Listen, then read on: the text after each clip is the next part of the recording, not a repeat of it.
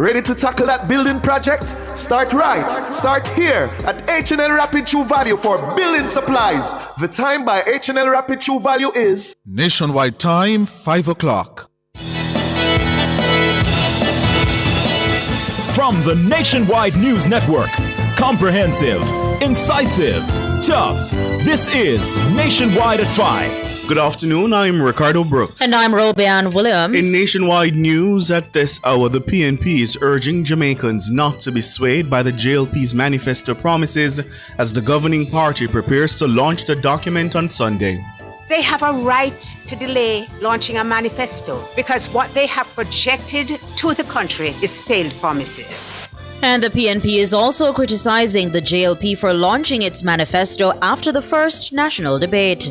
We think that this is woefully unacceptable. A debate is an opportunity to compare policy prescriptions and ideas.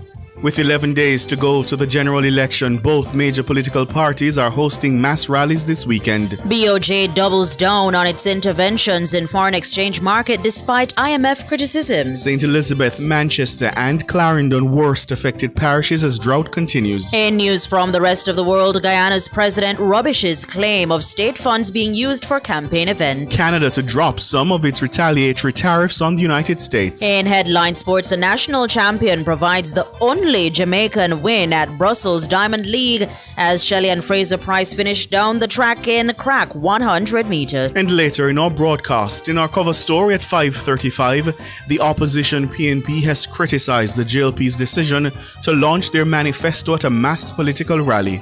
Not a manifesto for the people of Jamaica, but a manifesto which is to be delivered to their supporters. They think that is something bold. I think that it reflects who they are. You'll hear more from their media briefing. In public opinion at 6:26, we ask, what's your favorite campaign song? Give us your comments by logging on to our Facebook page, Nationwide News Network, and by tweeting us at Nationwide Radio and message us on WhatsApp at 876-285-5693. You can also leave your comments on Instagram at Nationwide 90FM. In the nation's business at 6:40, the Independent Commission of Investigations is celebrating its 15th anniversary this year under the theme 15 years focused on truth, committed to justice. Indicom's Commissioner Hugh Faulkner will join us. And at 8, it's the A-Team with Dennis Brooks. All these and more as we take you home on air on your mobile, Nationwide 90FM, Nationwide Radio, JM.com, and on the Nationwide app. It's available on the Google Play and the App Store. This Friday afternoon, it's our favorite day of the week. It's Friday, August 22, 2025.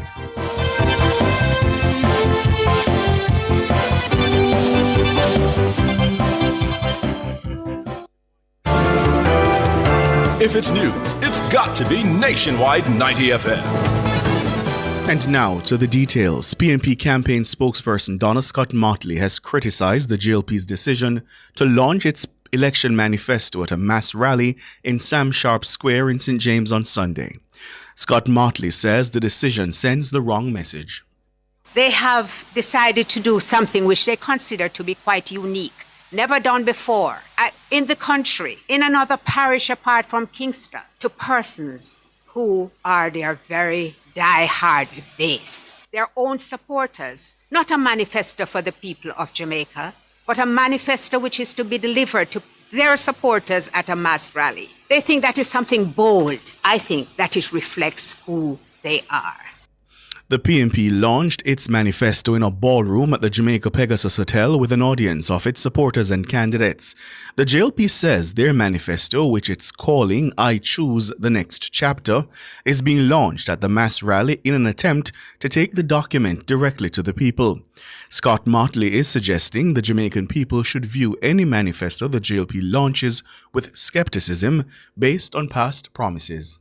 They have a right to delay launching a manifesto because what they have projected to the country is failed promises. We're going to have fixed election dates within 100 days. We're going to have term limits within 100 days. We're going to have new cities. Portmore is going to be a Silicon Valley. We're going to have a new city in Trelawney, a new city in Negril. They're going to stop taking the $11.4 billion from the National Housing Trust, which every year Donna Scott Motley, PNP campaign spokesperson. She was speaking at a media briefing at the party's Old Hope Road offices on Friday. Meanwhile, the PNP's junior spokesman on finance, Cleveland Tomlinson, says it's unacceptable that the country is heading into the first national political debate without the JLP's election manifesto. Tomlinson says the Jamaican people should take a dim view of the JLP's posture. The two parties are heading into that debate. One party has launched its manifesto. The other party, the public, is yet to see what the plans and proposals are for the Jamaican people over the next 5 years. We think that this is woefully unacceptable. A debate is an opportunity to compare policy prescriptions and ideas. Meanwhile, the PNP is expected to release a one-page addition to its manifesto on Monday. The party's campaign administrator, Colin Campbell, says the document will summarize the manifesto and present new ideas. Our manifesto light will be launched on Monday morning. It is not a supplementary document. It is a document, a companion document. It is the main document, which is called the manifesto, is about 70 pages, and the manifesto light is a page. So that could never supplement. One could never supplement the other. It is a companion document which will be an easier read for the majority of our people. Colin Campbell, PNP campaign administrator. Chairman of the JLP's Manifesto Committee, Kamina Johnson-Smith, says the disabled community will benefit from accessibility features when engaging with the digital booklets highlighting the government's achievements. She provided the update at a JLP media conference yesterday. Like our Record of Achievements digital book, it has all the accessibility features, whether you are actually blind and therefore need an audio component, or you're colorblind and therefore need an adjustment of the colors. All of that happens automatically once you click on the accessibility feature that allows you to then have the adjustments. If you are dyslexic and your reading has a different type of challenge, you can click on the dyslexia button and it will ensure that the books present themselves in a way where the words present themselves in an easy format for you to read, digest, and enjoy. Kamina Johnson-Smith, chairman of the JLP's Manifesto and Achievements Committee. The booklets are available on the JLP's revamped website. The website also includes an interactive map which highlights what the party says are its achievements in different parishes. The map also allows users to receive updates on health centers, fire stations, water projects, major roadworks, markets, school infrastructure projects, and vulnerable persons. There's also a good news chart on the website, that's what the JLP is calling it, which shows the works undertaken by the administration since it took office in 2016. With just 11 days to go before the country's 19th general election, both major political parties will host mass rallies on Sunday. The ruling JLP will stage a mass meeting in Sam Sharp Square, St. James, where it's set to unveil its manifesto titled I Choose Jamaica, the Next Chapter. Meanwhile, the opposition PNP will host its Central Jamaica mass rally in Mandeville Town Centre, Manchester, on the same day. Both parties say they're confident of victory as campaign enters its final lap. The campaign period officially began on August 10 and continues through to 24 hours before the time of the opening of the polls on Election Day, Wednesday, September 3. And the police are advising motorists of traffic changes in Montego Bay, St. James to facilitate the JLP's mass rally in Sam Sharp Square.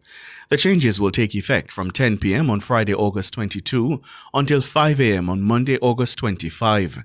During this period, several intersections around Sam Sharp Square, including St. James Street, Market Street, Church Street, Orange Street, Union Street, and Harbour Street, will be restricted to vehicular traffic at varying times between Friday night and Sunday morning. Motorists are advised to use alternate routes via Barnett Street to Howard Cook Boulevard or from Orange Street through Paradise Row onto North Street, Meagher Bay Road, Harbour Street, and Howard Cook Boulevard.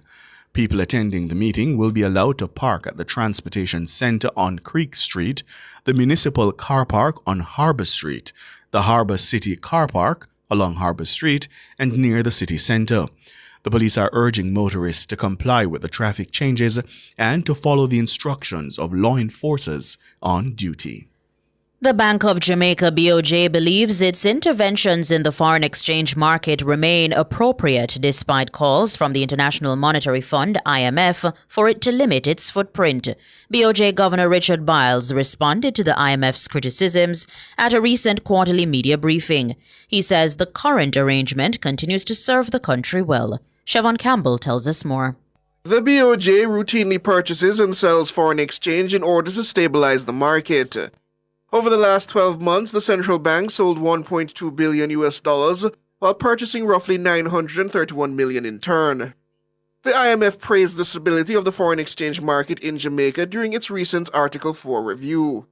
But the multilateral said going forward, there is scope to deepen FX markets by reducing surrender requirements and scaling back the BOJ's interventions.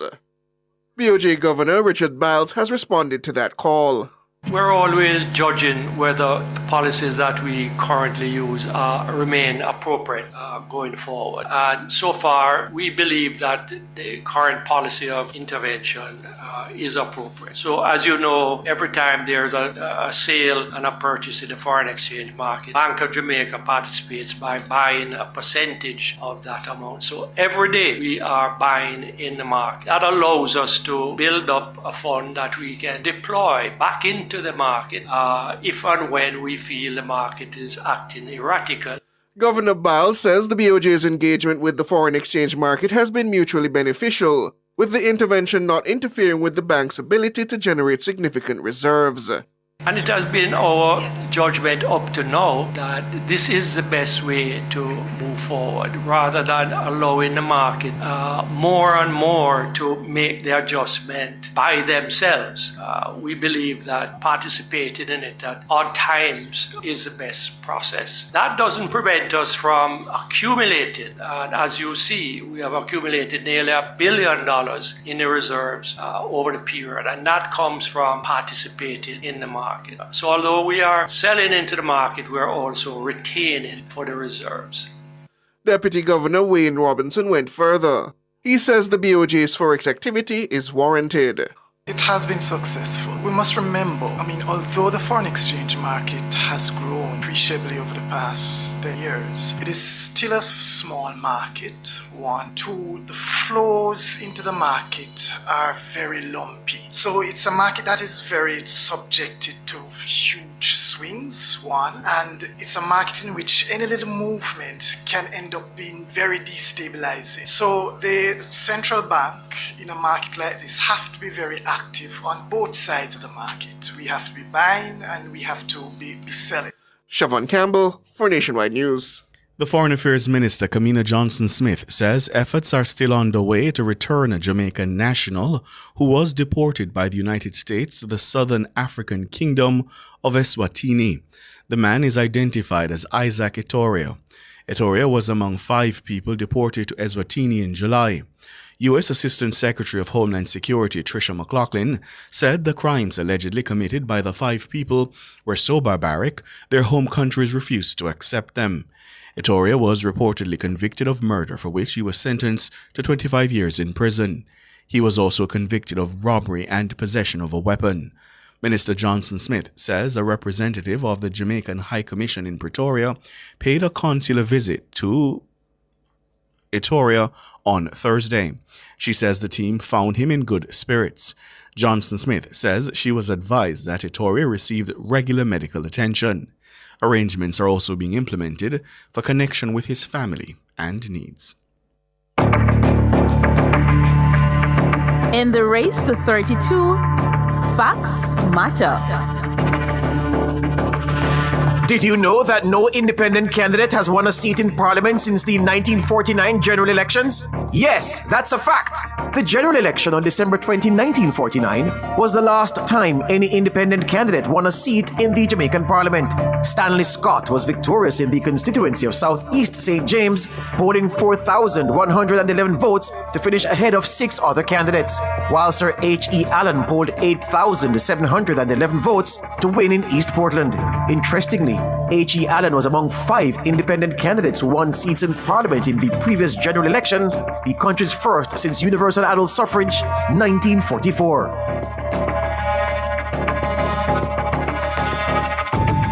This nationwide Did You Know fact is part of our coverage for the race to 32 as we preview the next general election.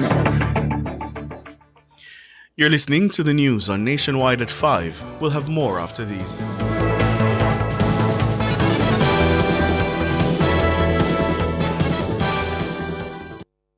It's IQ Optical's sizzling summer sale. For this month only, get 50% off lenses when you purchase a frame. Kids get free lenses with a purchase of a frame. Make the intelligent choice with IQ Optical. Conditions apply. The time by IQ Optical is... It's 15 minutes after 5. Rentokil Initial offers air purification solutions with triple filtration and unique auto-sensing capabilities that neutralizes malodor and replaces it with clean air. Call Rentokil Initial at 926-4236 for more details. The temperature by Rentokil is 32 degrees Celsius in Kingston, 31 out west in Montego Bay. The following is a paid announcement by the Jamaica Labour Party. So we say vote for Labour.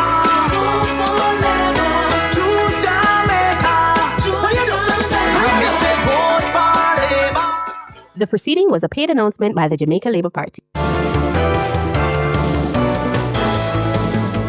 Continuing the news, Agriculture Minister Floyd Green says St. Elizabeth, Manchester and Clarendon are the worst affected parishes as the country continues to grapple with the effects of the ongoing drought.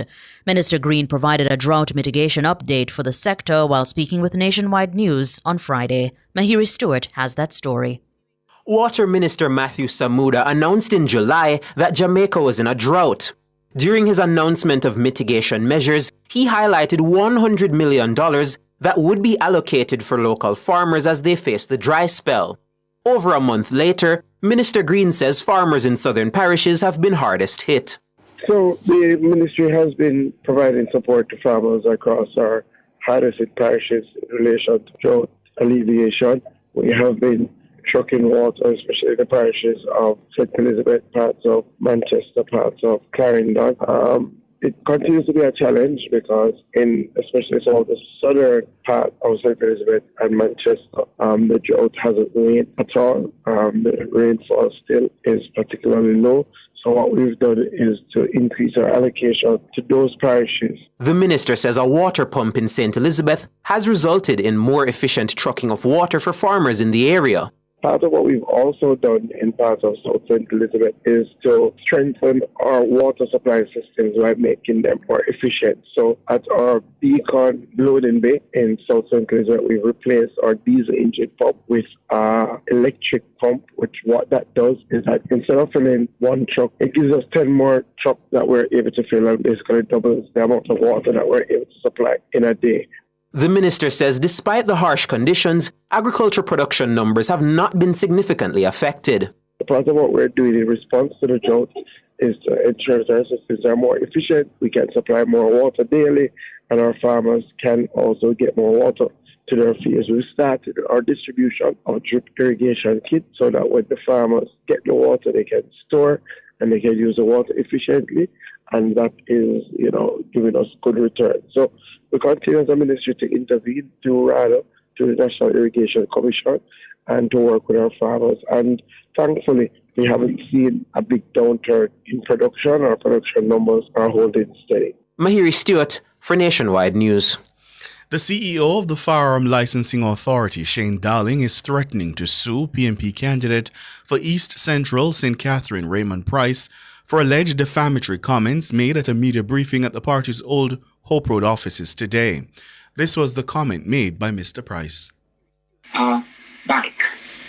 And let us speak about what is happening at the FLA, the Firearms Licensing Authority, where a former JLP councillor, Shane Darling, has pursued a questionable set of actions where persons are being targeted to hand over their weapons without any proof of breaches to the Firearms Licensing Act or any regulations connected to those. In my own constituency of East Central St. Catherine, we have provided locator pins and pictures of where our paraphernalia has been destroyed. We have also provided videos of persons.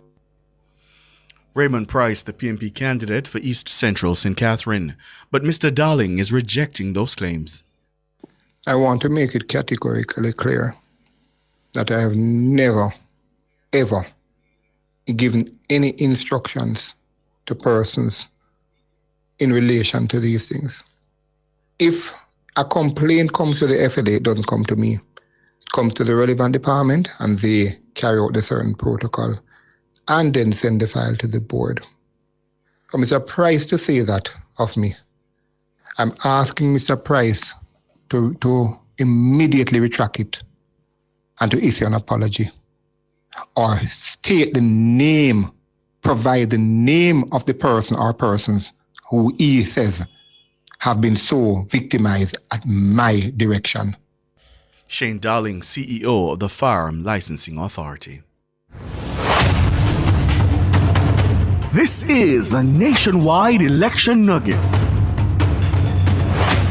The upcoming general election in Jamaica will mark the first in more than 4 decades without two political heavyweights, Carl Samuda and Mike Henry, on the ballot.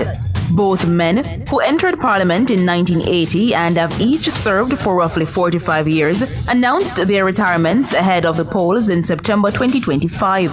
Samuda, the long-standing MP for North Central St. Andrew, beat out the PNP's O'Neill Lynch with a margin of more than 3,100 votes during the 2020 general election. Similarly, Mike Henry secured his last term in 2020 by defeating the PNP's Zuleika Jess by more than 3,000 votes. That was a nationwide election nugget. World in a Minute is brought to you by ABC Electrical Sales. We make things as easy as ABC. Hose Assembly and Supply, equipping Jamaica for success. And Charles O'Connor Consulting Network, COCN, driven by international accounting standards, modern technology, and integrity. The World in a Minute. Guyana's President Irfan Ali has dismissed claims that state funds are being used to finance the People's Progressive Party's election campaign. Ali insisted that the party's efforts are being supported solely by members and supporters across the country. Several dinners, fun days, and other events were held by the PPP ahead of its official campaign launch back in July. The event spanned across 3 separate regions, with the party reporting massive record-breaking support. President Ali says his party has also actively engaged in fundraising activities, pointing to the party's widespread grassroots support. Canada's Prime Minister Mark Carney says his country will drop some of its billions of dollars in retaliatory tariffs on U.S. goods. But Carney says he will keep levies on autos, steel and aluminum. It comes a day after he and President Donald Trump spoke over the phone for the first time since the two countries missed a self-imposed deadline to reach a trade agreement. Canada had placed a 25% levy on some $21 billion worth of U.S. goods on an array of products, including orange juice and washing machines. The tax hike was in retaliation to U.S. tariffs on Canada, which as of August are valued at 35%. World in a Minute was brought to you by ABC Electrical Sales. We make things as easy as ABC. Hose Assembly and Supply, equipping Jamaica for success. And Charles O'Connor Consulting Network, COCN, driven by international accounting standards, modern technology, and integrity. Recapping the top stories making nationwide news at this hour, the PNP is urging Jamaicans not to be swayed by the JLP's manifesto promises as the governing party prepares to launch the document on Sunday. They have a right to delay launching a manifesto because what they have projected to the country is failed promises. And the PNP is also criticizing the JLP for launching its manifesto after the first national debate. We think that this is woefully unacceptable. A debate is an opportunity to compare policy prescriptions and ideas. Both major political parties are hosting mass rallies this weekend. I'm Ricardo Brooks. And I'm Robianne Williams. You can find the news on our website at nationwideradiojm.com and on the Nationwide app. It's available on the Google Play and the App Store. News next, the headlines at 6.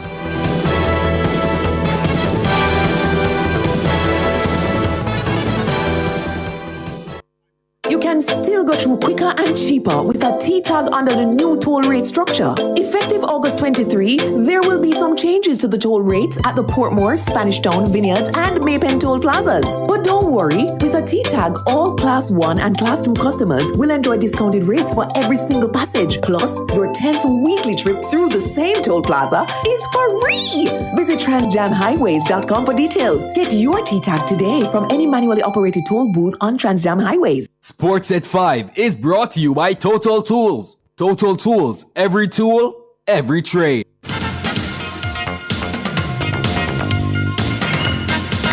Hello, good afternoon, and welcome to Sports here on Nationwide 90 FM. I'm Wayne Walker. Jamaica's medal count at the Junior Pan American Games in Asunción, Paraguay surged into double figures on Friday. The quartet of O'Connor Robinson, Joshua Dennis, Kevin Bliss, and Tyrese Hyman posted 3 minutes, 03.59 seconds a short while ago, maybe about 10 or so minutes ago, for silver in the men's 4x400 meters. The Brazil team won in a new meet record of 3 minutes, 03.76. And Chavez Penn, well, let me correct that and give it the Jamaica time was 3 minutes 06.59. Brazil 3 minutes 03.76. Chavez Penn bagged bronze in the men's triple jump with a leap of 16 meters 44 with a lively crowd cheering from the stands. A 20-year-old delivered a consistent series of jumps, peaking with his fifth leap. That's 16 meters 44, earning him the third place behind the competitors from Canada and Brazil. David Warmington finished fifth and Matthew Sullivan eighth in the 110-meter hurdle. Jamaica now has 11 medals at the championship. National champion Rolford Mullings produced the only Jamaican win at Friday's Wonder Diamond League meeting in Brussels, Belgium. Mullings won the men's discus with a throw of 69 meters 66 as another Jamaican, the Olympic champion Roger Stoner, finished 7th, 65 meters 67. In the much anticipated women's 100 meters, Shelley Ann Fraser Price clocked 11.18 seconds to place 4th as the in-form American star Melissa Jefferson Wooden blitzed the field to win in 10.76. Reigning world champion Sha'Carri Richardson was second in 11.08. Great start there from Jefferson Wooden. Fraser Price got something to do here, but Melissa Jefferson Wooden is steaming away with this one and opening more daylight on the field. What's the clock here? This is going to be quick. 10.76. Fraser Price says she logged today's performance as another fond memory competing on the circuit. Each and every memory that I have has really been, just shaping the woman that I am. And it's memories that I continue to hold, really dear. Because it's not just the crowd and the excitement, but it's the athletes, relationships, that you build with each athlete that you're here. And ultimately, we're all chasing the prize, but we all have a story. And it's beautiful. And I think when you piece all of it together, it's, there's nothing you can take away from each person's accomplishments. Shelley Ann Fraser Price, Shanika Ricketts had to settle for 4th in the women's triple jump with 14 meters 29, while her fellow Jamaican Achilles Smith was 7th, 13 meters 97. Olympic finalist Romaine Beckford scaled 2 meters 22 for 3rd in the men's high jump, while Anjanette Knight finished 4th in the women's 400 meters hurdles in 54.40. The American Anna Cockrell won in 53.66. The Diamond League will come to an end on August 27 and 28 with a grand finale in Zurich, Switzerland. The draw for the FIFA Men's World Cup Finals 2026 will take place in the U.S. capital, Washington, on December 5. The announcement was made on Friday by U.S. President Donald Trump. The draw had been expected to be held in Las Vegas, which is where it was completed when the U.S. hosted the World Cup the last time in 1994. However, the draw will instead go ahead at the Kennedy Center, the performing arts venue where Trump is chairman. The tournament will take place across the United States, Canada, and Mexico, and will feature 48 nations, up from 32. Trump has described the World Cup as probably the biggest event in sport. FIFA President Gianni Infantino, who brought with him the World Cup trophy, also took part in the draw announcement from the Oval Office at the White House. The draw will be broadcast live all over the world to an expected audience of over 1 billion viewers. The draw will see the 48 teams divided into 12 groups of 4. The top 2 teams from each group and the 8 best third place teams will advance to the knockout stage at the World Cup. Chelsea thrashed West Ham United 5-1 to earn their first victory of the 2025-26 English Premier League campaign and pile more pressure on their former manager, Graham Potter. The Blues had talisman Cole Palmer limped out of their warm-up at the London Stadium and fell behind to a spectacular 6-minute strike from the outstanding Brazilian Lucas Paquetá, but their response was emphatic. Paquetá urged to have a go! How about that? Lucas Paquetá with a pile driver. Conceded a couple of goals from headers at Sunderland and have conceded one here too. João Pedro has parity for Chelsea. Dangerous Neto! Chelsea have turned it around. Here's Esteval now, still going, and across and in. Hermansson's made a mess of it, and it's a fourth. It goes from bad to worse for West Ham. Hermansson doesn't really convince again. And it is a fifth for Chelsea. Absolute carnage at the hands of Chelsea here. This is Nationwide's World Championships Countdown. With 21 days to go before the Tokyo World Championship, World Athletics has this week launched World Athletics Plus, the new name and identity for its fan platform previously known as Inside Track. The rebranded service remains the go-to destination for athletics fans around the world, offering free access with a simple registration to live competition streams, exclusive interviews, behind-the-scenes features, and unique fan experiences and rewards. In addition to video content, World Athletics Plus provides live results coverage during major championships, giving fans the opportunity to follow their favorite athletes and events in real time. By creating a free account, users can also enjoy a more tailored experience across the World Athletics website. That was Nationwide's World Championship Countdown. Nationwide 90 FM, of course, will have live coverage of the World Athletics Championships from Tokyo in Japan next month. And that will do it for sports. We're going to be back with more at 6:05.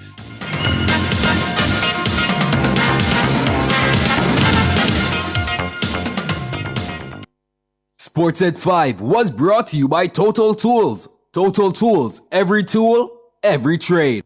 Cubby's Baby Wipes is ideal for your baby's delicate skin, infused with vitamin E and aloe vera, and available for home or on the go. The time by Cubby's Baby Wipes is 5:32.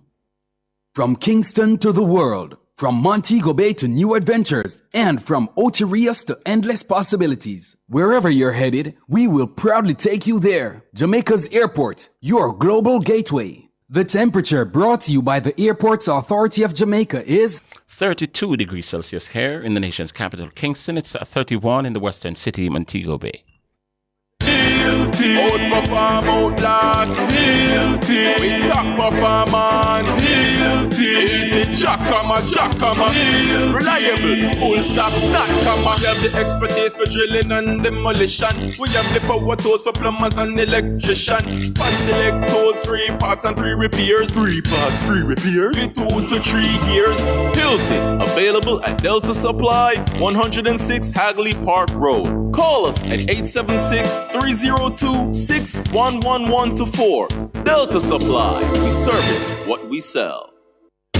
Stay ahead in your career with UWI-STAR, the short-term advancement resource center. Our programs are designed to support your professional growth. Join our community of professionals and take the next step in your career. Visit our website, www.mona.uwi.edu/short-courses to learn more about the continuing professional education programs of UWI-STAR. The following is a paid announcement by the Jamaica Labour Party.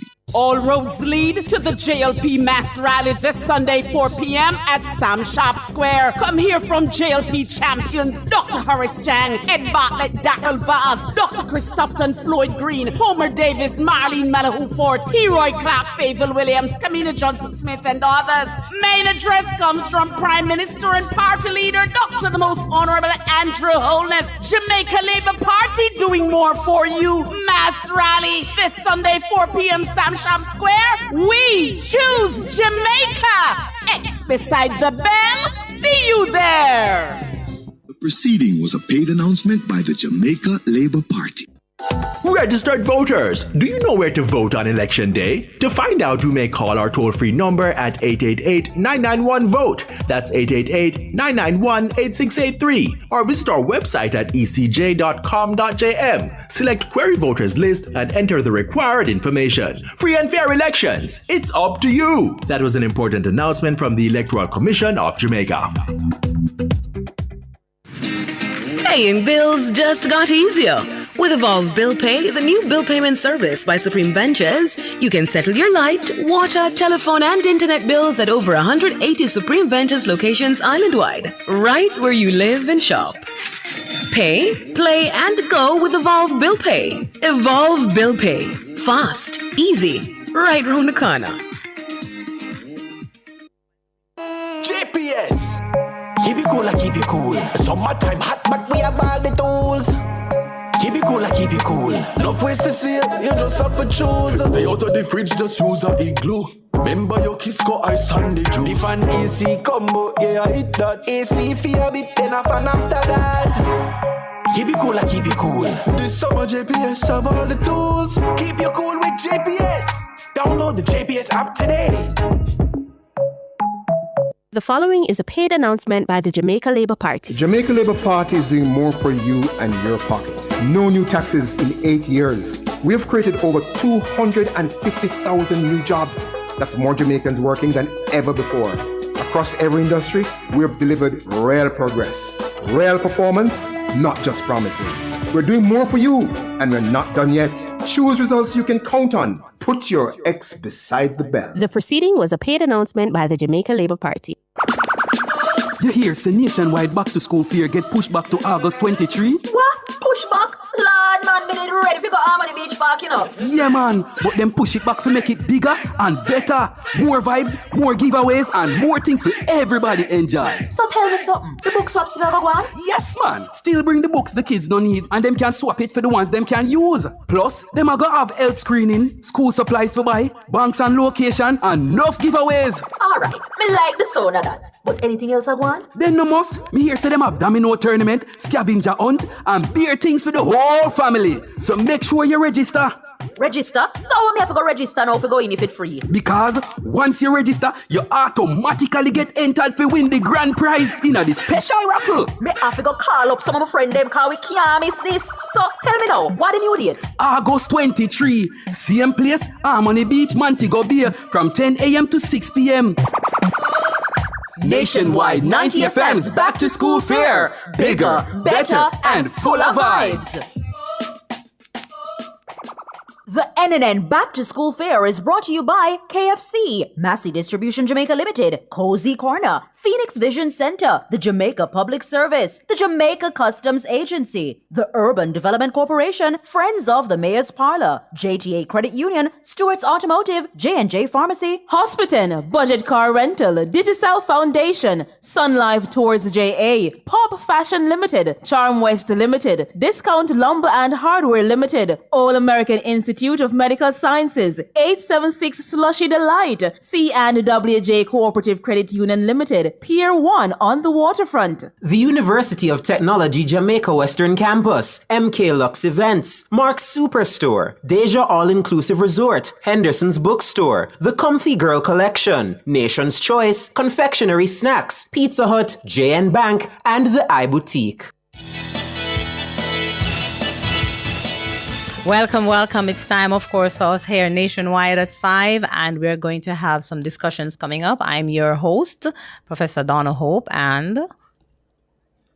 Top of the afternoon to you listeners, viewers on YouTube, and of course, top of the afternoon to you, Prof. I'm Tyrone Reed. Good to see you, Tyrone. And of course, we have a few things lined up today. But for our cover story today, we are going to focus on some of what came out of the People's National Party's press conference earlier today. And so the CEO of the Firearm Licensing Authority, Shane Dalling, is urging the PNP candidate for East Central St. Catherine, Raymond Price, to retract what he says are defamatory comments made at a media briefing at the party's Old Hope Road offices on Friday. Now, this was a comment that was made by Mr. Price. Let us speak about what is happening at the FLA, the Firearms Licensing Authority, where former JLP councillor Shane Darling has pursued a questionable set of actions where persons are being targeted to hand over their weapons without any proof of breaches to the Firearms Licensing Act or any regulations connected to those. In my own constituency of East Central St. Catherine, we have provided locator pins and pictures of where our paraphernalia has been destroyed. We have also provided videos. And that's, of course, Raymond Price, PNP candidate for East Central St. Catherine. But Mr. Darling is rejecting those claims.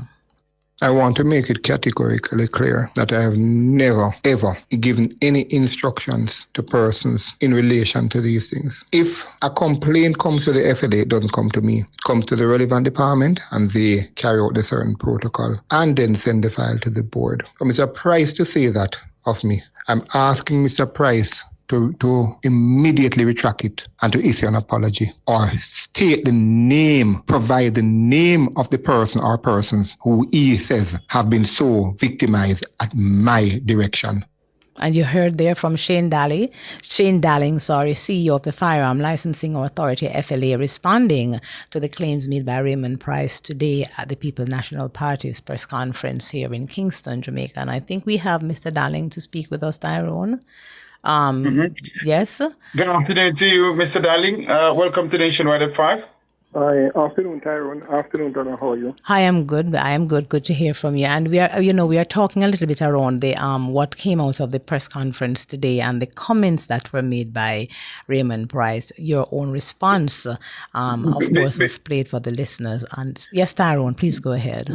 Before you bowl it to him, Prof, for my benefit and for the benefit of the listeners, particularly those who might be just joining us, can you play that clip again from Raymond Price? We want to hear the claim clearly again that's being made. So we are going to go and play the clip again briefly, the one from Raymond Price, the comment that was made at the People's National Party's press conference today at their Old Hope Road offices.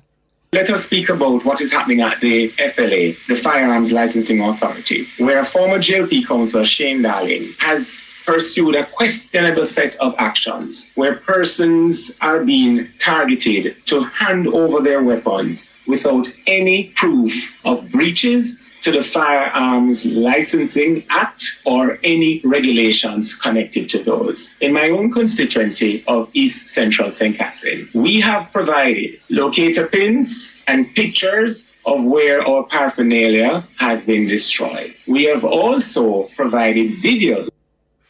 And you heard there from Raymond Price from the People's National Party's press conference earlier today. Mr. Darling, you responded, which we already played that clip that, and we wanted to sort of open up your response in regard to what Mr. Price opined earlier today. Please go ahead. Your response to his claims and how you position the FLA and your role in this kind of conversation that has opened up. Well, thank you. Well, firstly, let me state that I've been at the FLA for 8 years, from 2017. There has been 2 elections since I've been here. This is the third.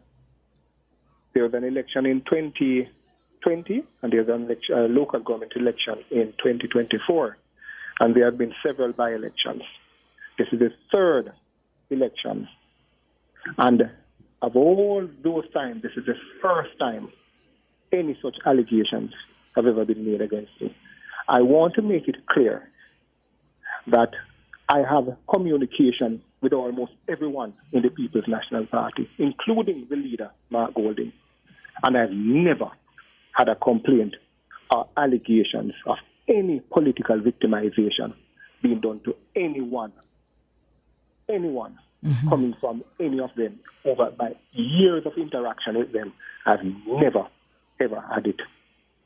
And therefore it's surprising that Mr. Price would make such a comment without first seeking my comments or bringing to my attention that there is any such allegation. I'm in constant contact with Senator Donna Scott Motley, and she sat beside him there. So they had all the opportunity to speak to me before going to that press conference to verify the information or the allegation that they claim to have. And nobody saw my comment first. First and foremost, I'd like to state that as a CEO, I'm not involved with the seizure of any person's firearm. Secondly, when a complaint comes in about a license holder, we take a statement from the complainant, or if it comes from the police, we get a written complaint from the police. And if it comes from the intelligence community, we take it. But further, we give the license holder an opportunity to respond to the allegations before the file is sent to the board and a decision is taken on whether the license holder firearm should be revoked or not. But as CEO, I'm not involved with the seizure of persons' firearms. Shane Darling, CEO of the Firearm Licensing Authority. We're going to take a quick break and come back. I know Tyrone has a question for you, so we'll come right back and continue the discussion. Stay with us.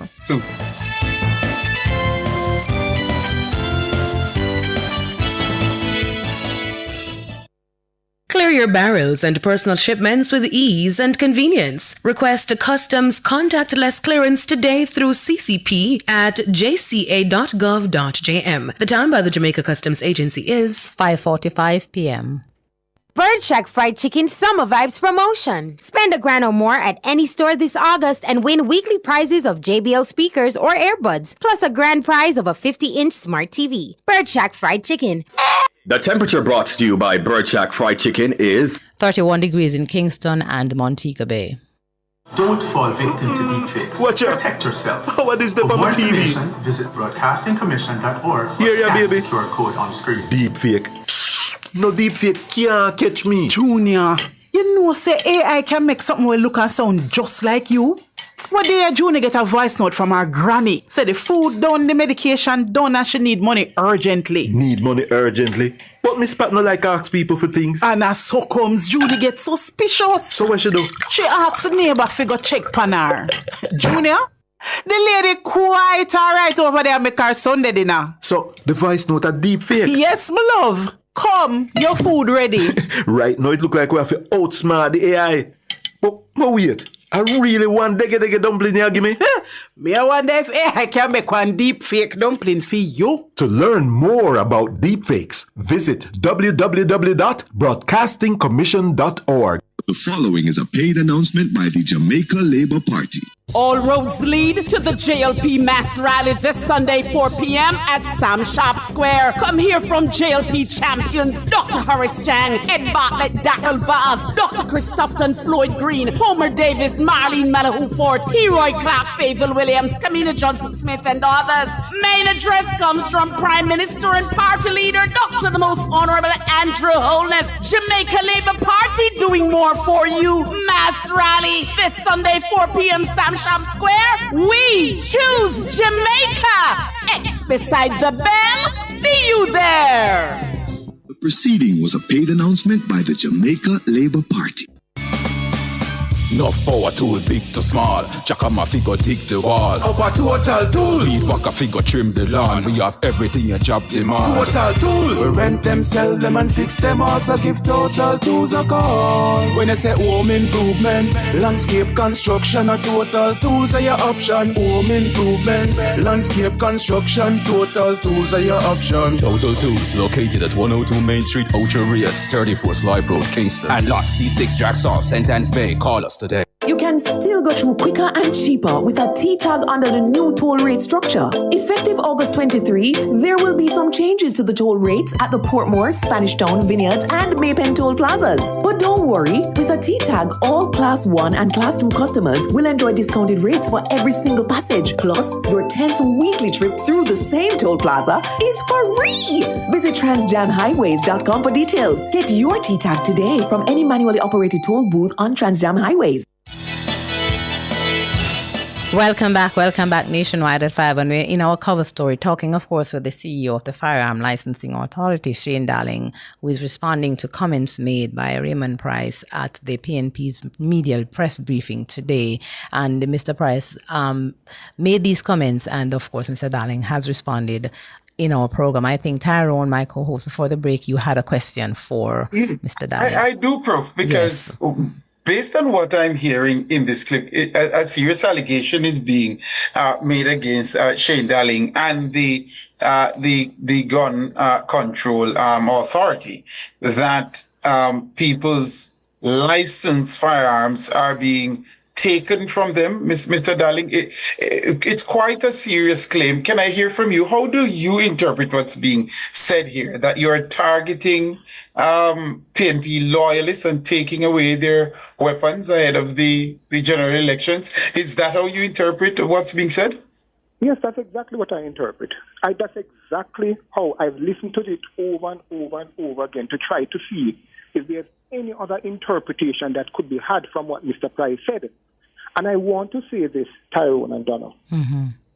I would like to give Mr. Price and the People's National Party the opportunity to meet with me this evening, tomorrow, Sunday, Monday, any day and time that they wish, and to provide me with the names of those persons who they claim that I have instructed or I am victimizing by instructing that their firearms be taken in the name of politics. I want them to give me the names, and I will provide them with the information on the complainant, the statement made, or the police report provided, and the process that was followed. I am prepared to do it this evening if the PNP would like me to do it.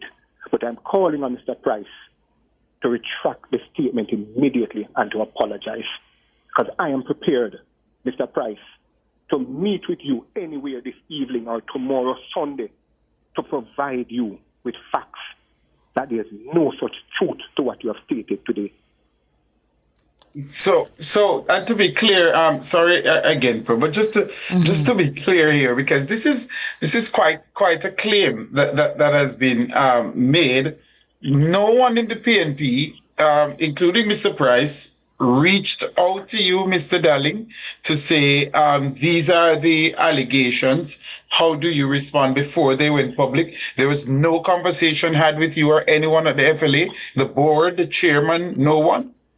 Let me say this. I'll say no one. And I'll tell you as I stated before. Mark Golding has been in communication with me. Philip Paulwell, Senator Scott Motley. I could list all the members of the PNP who have been in constant contact with me over the years since I've been here at the FLA. And no one has ever made such allegations against me about political victimization of either staff or license holders. Never. And therefore, I was shocked today to hear Mr. Price say that of me. Very shocked. And that's why I'm saying to you, I am prepared to allow and to meet with Mr. Price and the People's National Party this evening if they so wish. Tomorrow, Saturday, Sunday, even Monday, anytime they wish. And for them to provide me with the information, and I will provide them with our information, meaning the complaint from the police or the citizen who made the complaint, and provide and show them the process that was followed, that I was never involved in any of it. And that's I'm prepared to do that. And that's an open invitation to Mr. Price and any of his colleagues in the People's National Party from you, Shane Darling. But you know, for the yes, Donna, yes, I've already reached out to persons in the People's National Party when I heard it to invite them to bring the facts forward to me. I've reached out to persons, and I intend to call Mr. Golding himself, because I really would like Mr. Price to provide the facts to the public, or make a public apology. I withdraw this statement. It is a dangerous statement Mr. Price has made here. Yes. But you know, one of the questions I know some of our listeners are having, moving beyond these, claims that you are in a lot of ways refuting strongly, Mr. Darling, Shane, what are the grounds under which someone can actually lose their firearm license? Because I know that the FLA has its processes and it does engage in due process wherever necessary. What are the grounds that can actually happen? Where a license holder violates the terms and conditions of his license, the board of the FLA, and of which I'm not a part of. I don't sit with the licensing board of the FLA. I'm not a member of the board, and I don't determine whether a person's license is granted, denied, or revoked. I am not a part of that process. And that is what Mr. Price and others are not aware of, why they make such statements. The law is clear. I am the administrative head that deals with the staffing and the processes of the FLA, not the licensing of persons at the FLA. Where the person violates the terms and conditions of their license, the first thing is that a complaint is received, whether they participate in a gun salute, domestic violence, intimidation of persons using a firearm, brandishing a firearm, and the various other things. A complaint is received. The license holder is called in, and a statement is taken from the license holder. And then the investigation is carried out, and the file is sent to the board of the authority. If the license is revoked, the license holder is issued a revocation notice that his license has been revoked and given an opportunity, 3 days, to present the firearm and the license to the FLA. So I'm shocked to hear Mr. Price making these statements. Altogether, that process, how long would it take if a complaint is received on someone, of course, all the processes, walking through those steps, how long would that take? Well, put it this way. If the complaint is made today, Tyrone, the person is likely to be called in sometime by next week. If it's made today, believe me, right? The steps of the investigation, if the license holder is called in, if the license holder wishes to carry an attorney and to speak on the matter, if the license holder admits to the allegations, the process is much quicker. If he denies it, we have a corroborating evidence or witnesses to the situation. If the police send the information that the person is convicted, along with the conviction report, it's a different matter. The matter is swift. So you have due processes in place, Shane Darling, that and as you indicate, you have nothing to do with these processes at any point in time. Don't know even when the complaints come in. That's what I'm saying. There is a department at the FLA, the Compliance and Enforcement Department, that persons' complaints are directed to, not to me specific. So as the CEO, I'm not involved in those activities. Yes, Tyrone. We're fast running out of time, Mr. Darling, but I have to ask you this. I know you're not, you've said to us here, you're not involved in the granting or of the licenses or the revocation of someone's license. Not granting, not approval, not revocation. You have nothing to do with that. That is the remit of the board. Have you noticed from where you sit as the administrative head an increase in complaints coming in, especially during this season of political activity? Have you noticed anything of that sort? Any spike in complaints, any spike in revocations? Have you noticed that? Yes. In fact, Tyrone, I have a press release that is drafted by my corporate communication officer to be issued. The only reason why we didn't issue it today, we didn't want it to be caught up into the weekend cycle and be lost in it. Warning license holders to be careful about political intimidation with the use of the firearm at this time, and warning them about the penalties, because the law requires concealment of the firearm. And we have been hearing about persons using firearms to intimidate persons. But I was issuing a press release to warn license holders. And the process is the same whether it's a political season or outside of the political season. And let me state one thing to you, Tyrone. Since I've been here, licenses for both JLP persons, whether they are active persons or retired persons, have been revoked by the board of the FLA. In fact, sitting elected officials of the government have had their license denied, application for license denied. And I'm saying to you that I don't participate in that, but I'm telling you, for Mr. Price to make that statement, Mr. Price must have evidence, and I'm asking him to provide it to the public or to meet with me anytime this weekend into next weekend, and I'll provide the response. But I'm asking you. And we're almost out of time, Tyrone. We're almost out of time. We can pose another question. Just this last one, Prof. No. Tell me, Mr. Daly, you said you were going to be issuing a release, which means the complaints have been coming in relation to the political activity that is going on. Has anyone's license been revoked in relation to any of those complaints? And we can only... we have to end it there, gentlemen. We have to end it there. You're saying that no one's license has been revoked during this time. Not that I'm aware. Not that you're aware. So we're going to have to keep our eyes on this one. And we look forward to the press release, Shane Darling. I think you should release it, in the current climate. And we'll listen out for what is happening. And of course, the People's National Party can take you up on your offer to have a sit down and a discussion regarding the matter of the claims made today. But we have to go. Thank you so much for sharing with us. Have a good weekend. You're welcome. And we did try for Raymond Price. We did try for Raymond Price to join us. One that we were not successful, just to put that in the mix. Thank you so much.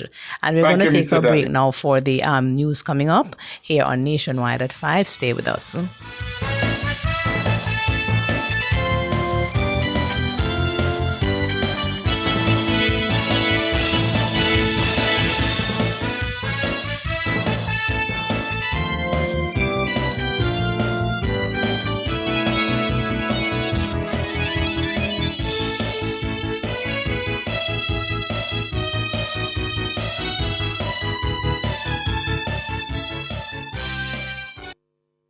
The time brought to you by Guardian Life. Live secure, live easy is... It's 6 o'clock.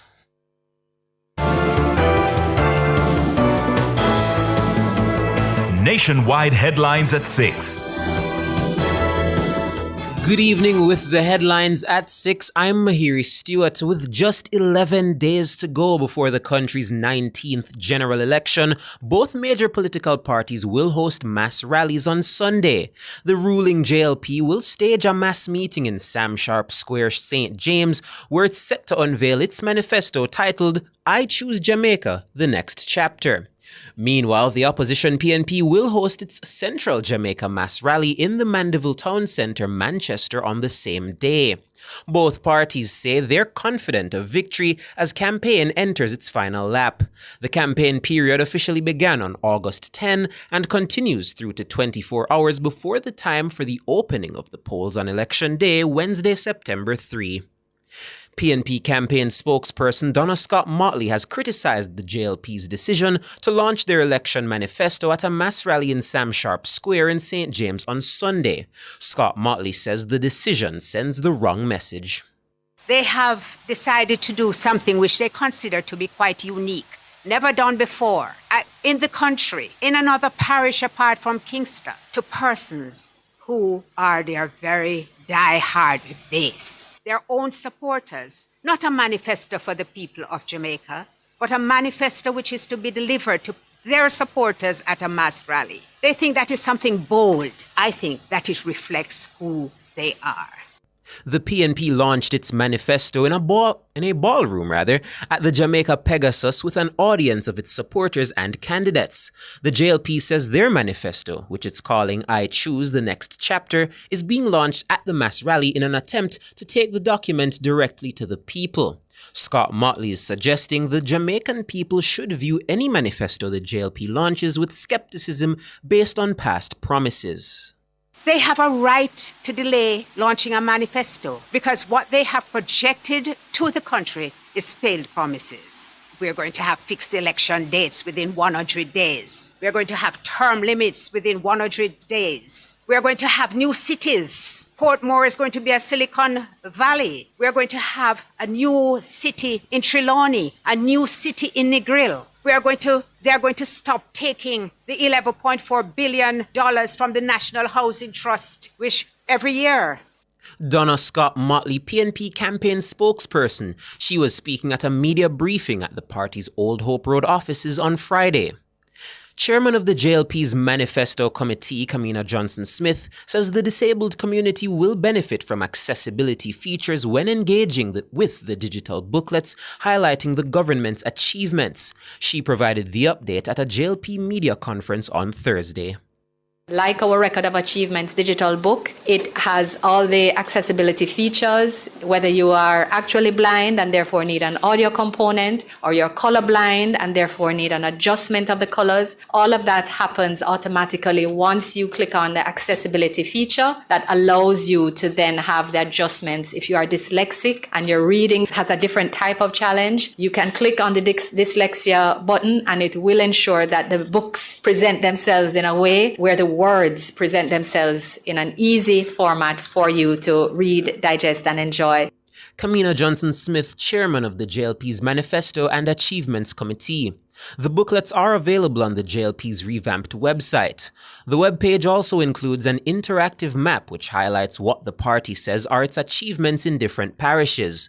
The map allows users to receive updates on health centres, fire stations, water projects, major road works, markets, school infrastructure projects, and vulnerable persons. There's also a good news chart on the website which shows the works undertaken by the JLP since taking office in 2016. Agriculture Minister Floyd Green says St. Elizabeth, Manchester and Clarendon are the worst affected parishes as the country continues to grapple with the effects of the ongoing drought. Minister Green provided a mitigation update for the sector while speaking with Nationwide News on Friday. The minister made mention of a new water pump in St. Elizabeth, he says has resulted in a more efficient water trucking process for farmers in the area. Part of what we've also done in parts of South St. Elizabeth is to strengthen our water supply systems by making them more efficient. So at our Beacon loading bay in South St. Elizabeth, we've replaced our diesel engine pump with an electric pump, which what that does is that instead of filling one truck, it gives us 10 more trucks that we're able to fill and basically doubles the amount of water that we're able to supply in a day. As the minister outlined further measures, he noted that despite the harsh conditions, production numbers have not been massively affected. Part of what we're doing in response to the drought is to ensure that our systems are more efficient, we can supply more water daily, and our farmers can also get more water to their fields. We started our distribution of drip irrigation kits so that when the farmers get the water, they can store and they can use the water efficiently.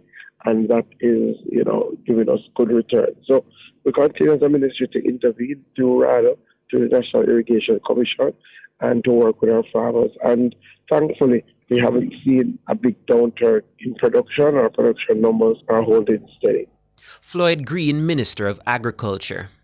CEO of the Firearm Licensing Authority, Shane Darling, is urging PNP candidate for East Central St. Catherine, Raymond Price, to retract what he says are defamatory comments made at a media briefing at the party's Old Hope Road offices on Friday.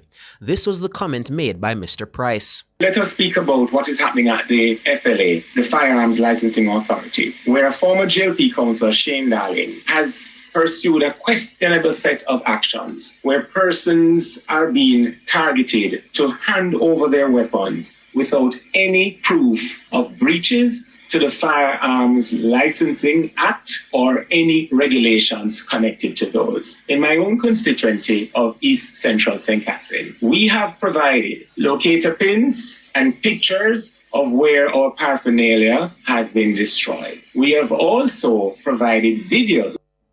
Raymond Price, PNP candidate for East Central St. Catherine. But Mr. Darling is rejecting those claims. I want to make it categorically clear that I have never, ever given any instructions to persons in relation to these things. If a complaint comes to the FLA, it doesn't come to me. It comes to the relevant department and they carry out the certain protocol and then send the file to the board. For Mr. Price to say that of me, I'm asking Mr. Price to immediately retract it and to issue an apology or state the name, provide the name of the person or persons who he says have been so victimized at my direction. Shane Darling, CEO of the Firearm Licensing Authority. Those are the headlines at 6. I'm Mahiri Stewart. Sports is next.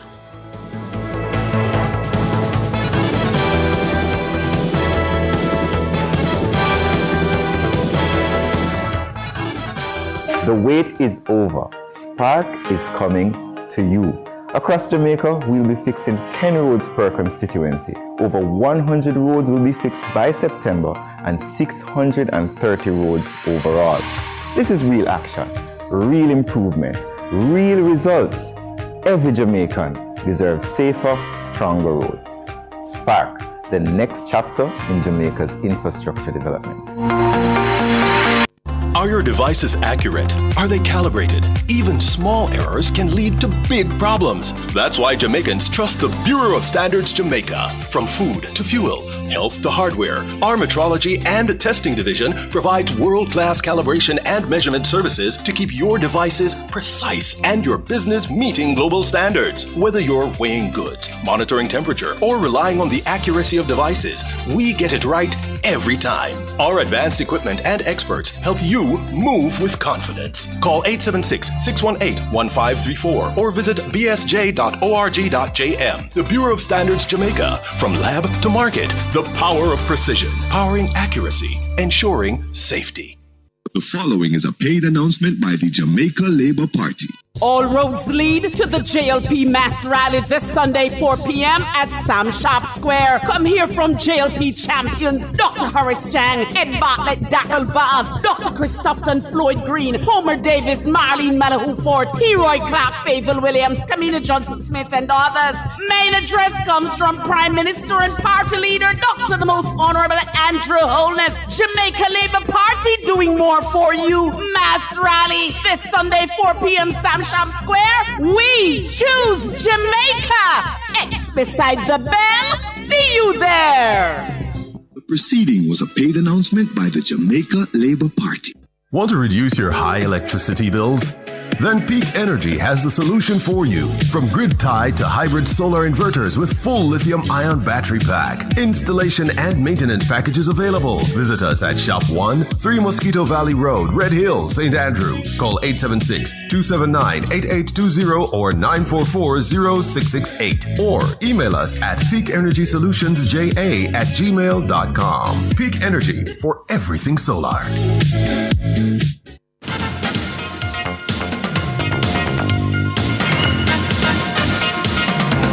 Good evening with your sports report. I am Alric Swaby. We start with track and the field. As Jamaica added 5 more medals to their count on Friday's penultimate day of the Pan Am Junior Championships in Paraguay, bringing their tally to 14. The biggest moment on the day came from Raquel Broderick, who shattered the championship record with a throw of 61.79 meters to win the men's discus. The old mark was 61.08 meters. His countryman, Chris Young, bagged silver with 59.34 meters. O'Connor Robinson, J. Sean Dennis, Kevin Bliss, and Tyree Simon combined to post 3 minutes 06.59 seconds for silver in the men's 4x400 meters final. South American powerhouse Brazil won in a new meeting record of 3 minutes 03.76 seconds. Jamaica also grabbed silver in the women's mile relay with Shanqui Williams, Chanel Brissett, Dana Goldstock, and Shana K. Williams posting 3 minutes 31.74 seconds, beaten on the line by Canada 3 minutes 31.73 seconds, with Mexico third 3 minutes 31.95 seconds. Savage Penn was the other Jamaican medal winner on the day, cutting the sand with 16.44 meters for bronze in the men's triple jump final. David Warmington and Matthew Sullivan failed to medal in the 110 meters hurdles, finishing 5th and 8th respectively. National champion Ralph Ford Mullins produced the only Jamaican win at Friday's Wonder Diamond League meeting in Brussels, Belgium. Mullins won the men's discus with a throw of 69.66 meters, as another Jamaican, the Olympic champion Roger Stoner, finished 7th with 65.67 meters. In the much-anticipated women's 100 meters, Shelleen Fraser-Price clocked 11.17 seconds to place 4th, as the informed American star Melissa Jefferson Wooden blitzed the field to win in 10.76 seconds. Reigning world champion Sha'Carri Richardson was second in 11.08 seconds. Great start there from Jefferson Wooden. Fraser-Price got something to do here, but Melissa Jefferson Wooden is steaming away with this one and opening more daylight on the field. What's the clock here? This is going to be quick. 10.76. Fraser-Pryce says she logged today's performance as another fond memory competing on the circuit. Each and every memory that I have has really been, just shaping the woman that I am. And it's memories that I continue to hold, really dear, because it's not just the crowd and the excitement, but it's the athletes, relationships, that you build with each athlete that you're here. And ultimately, we're all chasing the prize, but we all have a story, and it's beautiful. And I think when you piece all of it together, it's, there's nothing you can take away from each person's accomplishments. Shanika Ricketts had to settle for fourth in the women's triple jump with 14.29 meters, while her fellow Jamaican Akila Smith was seventh with 13.97 meters. Olympic finalist Romaine Beckford scaled 2.2 meters for third in the men's high jump, while Anjanette Knight finished fourth in the women's 400 meters hurdles in 54.40 seconds. The American Anna Cockrell won in 53.66 seconds. The Diamond League will come to an end on August 27 and 28 with the final in Zurich. Jamaica's under-14 Reggae girls are currently trailing Puerto Rico 2-0 in the semifinals of the Caribbean Football Union Under-14 Championships in Trinidad. Puerto Rico got their goals in the space of 3 minutes. This could be a chance as he scores! Brilliantly done. O'Brien to the rescue. 33 minutes unofficially, and O'Brien takes it with some aplomb. That's not a bad ball, and it's in! Well. Again, I'm not sure if Carolina got the touch on it, but it might have actually gone in, and it might be credited to Espinosa. Now, newly promoted Jamaica Premier League outfit Treasure Beach FC will start life in Jamaica's top flight without their long-serving chairman, Jason Hensel. Hensel told Nationwide Sports that the financial burden of operating the club has become too much to bear. The Premier League has increased the amount of games from 26 games to 39 games. And the 13 additional games that the Premier League have added are away games on neutral grounds. So transportation ends up being one of your largest costs. And remember, we are in a very rural area in St. Elizabeth. So the budget was coming out at $48 million. Now, with no guarantee from the Premier League how much we were going to get this year, let us say it was the same as last year, $4.5 million. There'd be a gap of about $43-44 million. Hensel, a well-known businessman in St. Elizabeth, says his business partners, much of who helped to finance the club when they first played in the league 2 seasons ago, have shown no indication to return. I tried my hardest reaching out to, my contacts in the hotel sector, which is where I would have most of my relationship. Also corporate Jamaica. I have a business that has a lot of vendors and providers. But, with the hurricane passing in our area last year, and just the amount of uncertainty in the world, there's a lot of anxiety. Of course, the general election being called. Persons I found were just being much more cautious this time. Treasure Beach will kick off their season against fellow newcomers Spanish Town Police FC at Stets on Sunday. U.S. President Donald Trump has announced that the draw for the 2026 Men's World Cup will take place in Washington this December. The tournament will take place across the United States, Canada, and Mexico and will feature 48 nations, up from 32. The draw had been expected to be held in Las Vegas, which is where it was completed when the U.S. hosted the 1994 tournament. However, the draw on December 5 will instead go ahead at the Kennedy Center, the performing arts venue where Trump is chairman. One of the most anticipated competitions in all of sports, the 2026, and this is a big deal, I'll tell you, I was so happy to get it, the 2026 FIFA World Cup. And it's going to be the World Cup as we know it. It's the biggest, probably the biggest event in sports, I guess, Johnny, right? Yeah. On December 5th of this year, the 2026 FIFA World Cup draw will take place at the Kennedy Center. Some people refer to it as the Trump Kennedy Center, but right here in Washington, D.C. It's a tremendous honor to bring the global event and this incredible group of people and these unbelievable athletes, the best athletes in the world, to the cultural center of our nation's capital. The draw will see the 48 teams divided into 12 groups of 4. The top 2 teams from each group and the 8 best third-place teams will advance to the knockout stages. The World Cup draw will set up the group stage of competition. 48 teams will play in 104 games across 16 North American cities, from Seattle to Vancouver to Atlanta to Miami. It's going to be so exciting for our country. The 2026 FIFA World Cup will be one of the largest and most complex events. This will be one of the greatest events. In a way, it's like Johnny said it better. It's like having many Super Bowls in a short period of time.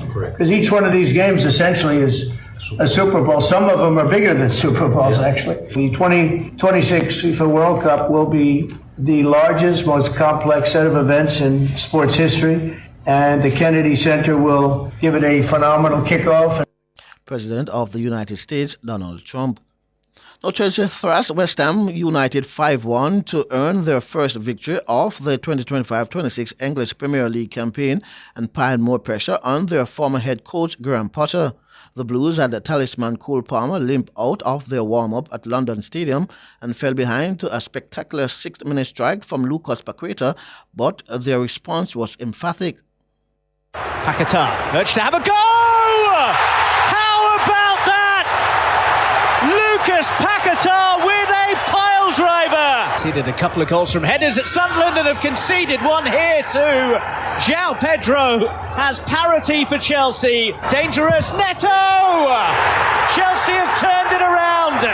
Here's Esteval now, still going, and across and in. Emerson's made a mess of it, and it's a fourth. It goes from bad to worse for West Ham. Emerson doesn't really convince again. And it is a fifth for Chelsea. Absolute carnage at the hands of Chelsea here. Now to cricket, as president of the Jamaica Cricket Association, Dr. Donovan Bennett says he's pleased with having 3 local players in the West Indies under-19 squad to face Sri Lanka in a 7-match ODI series set to run from August 25 to September 1 in Antigua.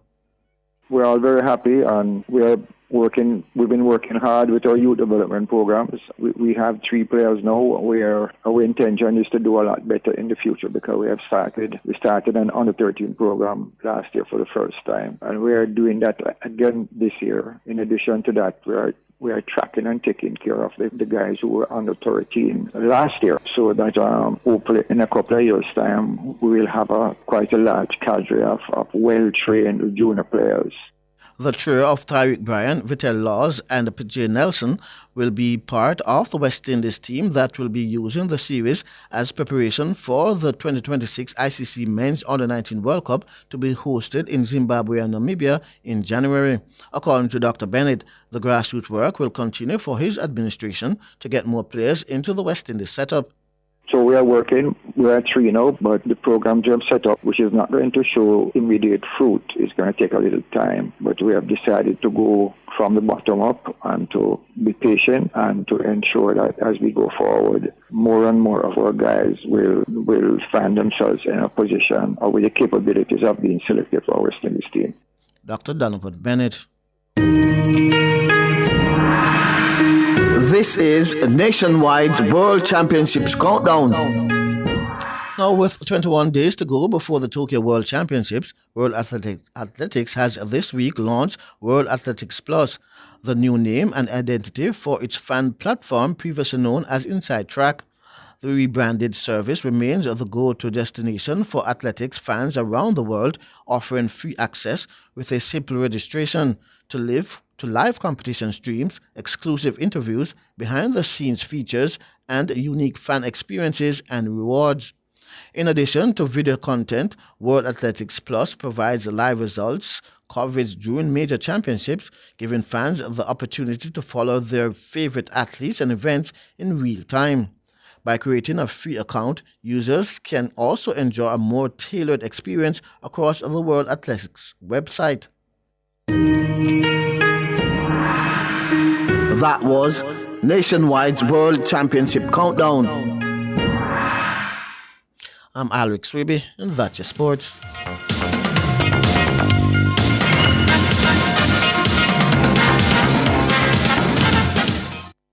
For all your scales and food processing equipment, call Advanced Scales and Equipment Limited at 876-968-9612-5. The time by Advanced Scales and Equipment Limited is 6:23. As we enter the peak of hurricane season, don't let downtime disrupt your business. Digicel Business offers secure cloud storage and Jamaica's only Tier 3 certified data center, built to withstand storms and safeguard your data. With 24/7 monitoring, local hosting, and 100% uptime, your operations stay protected no matter the weather. Prepare now. Protect what matters. Call Digicel Business Solutions at 876-469-2677 or visit digicelbusiness.com. Digicel Business Solutions. Stay online, stay protected. Are you ready to pursue undergraduate studies but you are unsure of what to study and where? Choose the internationally accredited University of the Commonwealth Caribbean UCC. We offer on-campus and online undergraduate programs in marketing, business administration, information technology, HR management, finance management, and more. Apply now at ucc.edu.jm or call 906-3000 or visit any of our campuses island-wide. UCC, fostering leadership and innovation. The following is a paid announcement by the Jamaica Labour Party. All roads lead to the JLP Mass Rally this Sunday, 4 p.m. at Sam Shop Square. Come hear from JLP champions Dr. Horace Chang, Ed Bartlett, Darrell Vaz, Dr. Christopherson Floyd Green, Homer Davis, Marlene Malahoo Ford, Heroy Clark, Fable Williams, Camila Johnson Smith, and others. Main address comes from Prime Minister and Party Leader Dr. the Most Honorable Andrew Holness. Jamaica Labour Party doing more for you. Mass Rally this Sunday, 4 p.m. Sam Shop Square. We choose Jamaica. X beside the bell. See you there. The proceeding was a paid announcement by the Jamaica Labour Party. Is your money idling when it could be thriving? With CIBC Caribbean's fixed deposit offering, you can take charge of your cash. With 50,000 Jamaican to start, choose terms from 30 days to 2 years. Lock in your funds and enjoy premium rates guaranteed to grow your wealth. Whether you're eyeing short or long-term gains, our fixed deposit account puts you firmly in control of your money. Now is the time to open a CIBC fixed deposit account and start earning more today. CIBC, ambitions made real. Public Opinion is brought to you by Cleasing Industrial Supplies Limited, Industrial Automation and Control Solutions.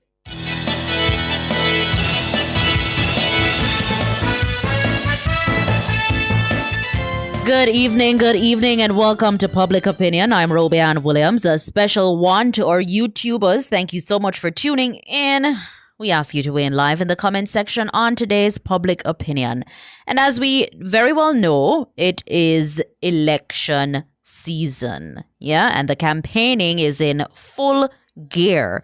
As we speak, I know that the Prime Minister is live, I believe, in Hanover, and I see the opposition leader also, I believe, in central Kingston. They're making the rounds. They're campaigning. As at August 10, officially the campaign season got off to a start, and they have until September, I believe, September 2, 24 hours before the polls open. They'll have to stop campaigning thereabout. So, we've heard so many songs coming out for this election campaign season. We've heard Choose Jamaica by the Jamaica Labour Party. We're going to play that now. Choose Jamaica. Choose Jamaica. We're on a mission to lift up our communities. Jamaica Labour Party building shared prosperity. No, he never said that it would happen overnight. Still, we laid the foundation to make the future right. We played our hearts to uphold our part. We've been going strong and we're just getting started. All right. And then we heard Blood and Fire Comrade from the People's National Party.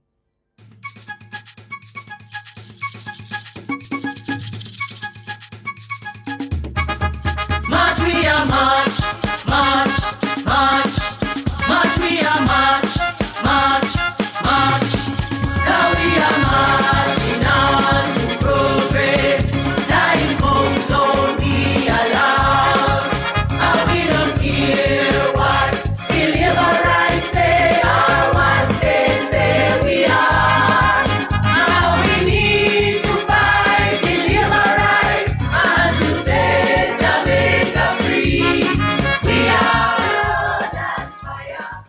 all right. So those songs have been making the rounds on the campaign trail. And for our public opinion this evening, it's a Friday evening. We're asking, what's your favorite campaign song? Whether it be these two or previous ones, because based on the comments I'm seeing here, may I see some old-time, long-time campaign song. So I'm going to go to the comments on our Facebook platform.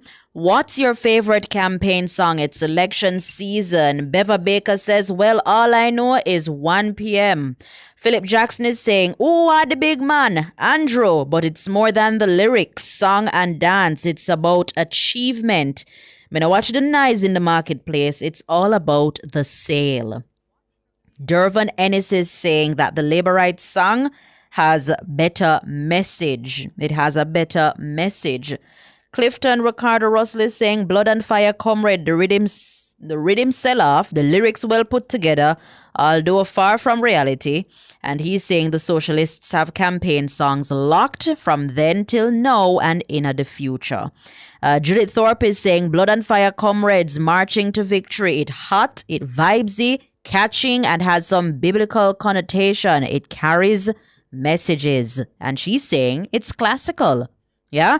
For Audrey Smith, it's Who Are the Big Man? Andrew? Yeah? That's her favorite. Dean Stainless is saying Green Light, Bro God.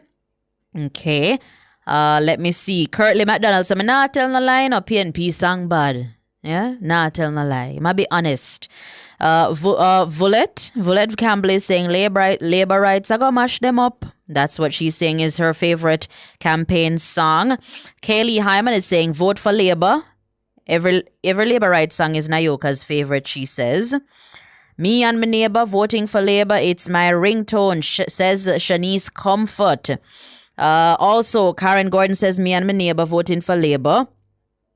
Daphne McCreath is saying, who are the big man? Andrew, who have the best plan? That's according to Daphne McCreath. Robert Ranger is saying, vote for Labour. Green Light coming from JJ Mack. I'm seeing Pretty Little I don't even know I don't know the lyrics. The one was a Pretty Labour Party. Yeah, according to Yvonne Guthrie, that's her favorite. The message is way up. Marcia Payton is saying the first one come. I don't know this one. Blind. No, I don't know this one at all. Pretty Labour Party according to Michael Jackson. Marjorie Young is saying Blood and Fire Comrade. March we are march. We not care what the labor rights say. We march into victory. That's her favorite. I'm seeing a lot of other comments here. Patricia McIntosh said, what a big man. Me and my neighbor. All right. Let me see if I can go on over to our X platform where Cardi D is saying her favorite campaign song is Me and My Neighbor voting for Labour. Also, Pretty Labour Party. Graham Jervis says Carencia song win. Yeah. Aquarius is saying, as a musician, Marching on to Progress is classic. It and Carencia's song stuck in my head. Them song they stuck in my head rent free. William says the greatest political song ever. My Father Banya. All right. Archangel is saying the PNP 2025 campaign song really catchy. Struggling to get it out of my head. And I can tell you that I know a few people too that are of the same view. Bev's Blessing is saying Me and My Neighbor. That's also coming from the Patriotic One. Diva Lady is saying the JLP song has substance. The lyrics has substance. Pretty Labour Party according to June D. Keelim is saying Blood and Fire. Kevin Smith said choose Jamaica. Nutty she is saying Blood and Fire Comrades. According to Lloyd Kenny, PNP, because we are Blood and Fire Comrades and we're marching on to victory. It is very catching and it does leave. It doesn't leave our heads easily. Okay. All right. Let's see what our YouTubers are saying. What's your favorite campaign song so far? Let us see. I see somebody says something about one dub. Pretty Labour Party, according to Marcia Edwards. Ken Youth is saying, who are the big man? Andrew. Vanessa Francis is saying, I love the PNP song though. Catchy for true. Chinbella asks if me can sing. Sometime. 1 and 2 time, Chinbella. Donna Thompson is saying, Pretty Labour Party. Ebus J.A. saying, Jamaicans are so creative. Can we get both parties to do some songs for the students who have learning challenges? That doesn't sound bad. That doesn't sound bad at all. Let me see. Anthony Williams is saying, Carencia is the song. Yeah? Blood and Fire is, wow, easy guy. Hope there is no blood and fire, says Patrick Rowe. Bali saying Pretty Labour Party.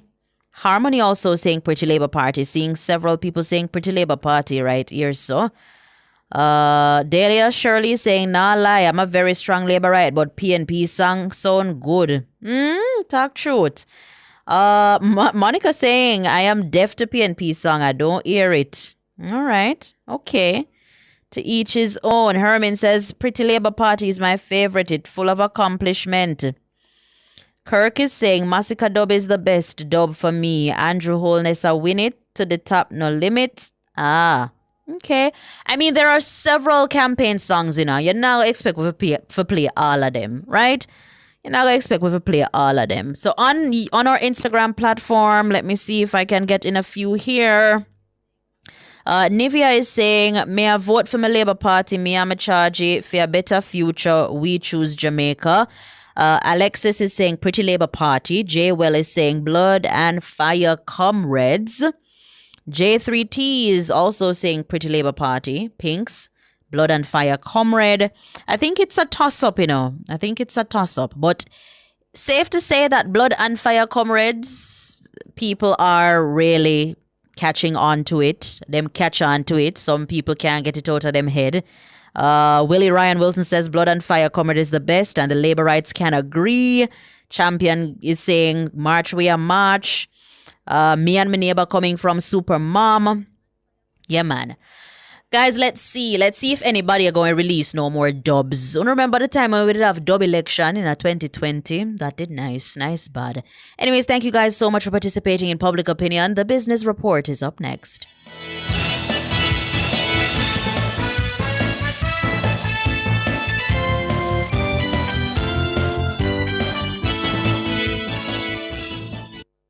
Public Opinion was brought to you by Cleasing Industrial Supplies Limited, Industrial Automation and Control Solutions. Drive the most exciting new vehicles in Jamaica. Schedule your 2024 Ford Ranger pickup or Ford Everest 7-seater SUV test drive now. Call or visit KIG today. The time by KIG is 6:36. Visit Marshall's Pharmacy, Greater Portmore, for all your prescription needs, gifts, personal care, household, and stationery items. The temperature by Marshall's Pharmacy, Greater Portmore is 31 degrees Celsius in Kingston, 30 out west in Montego Bay.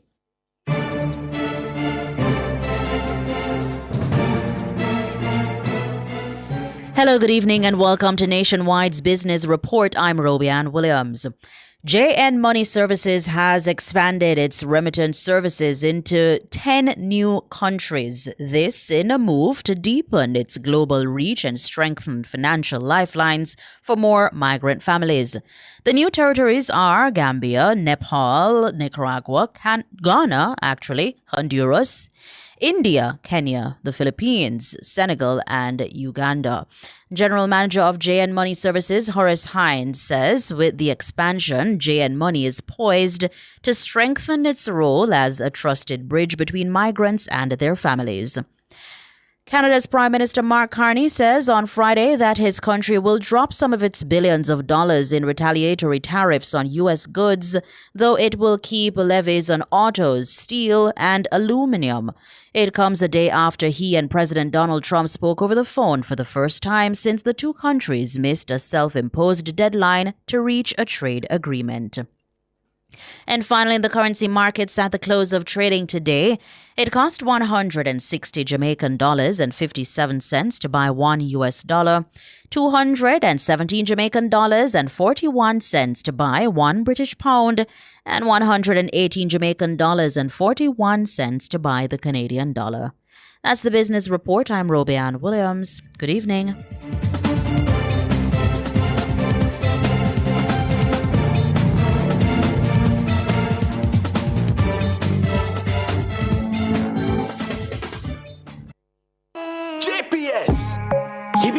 you cool. Summertime hot, but we have all the tools.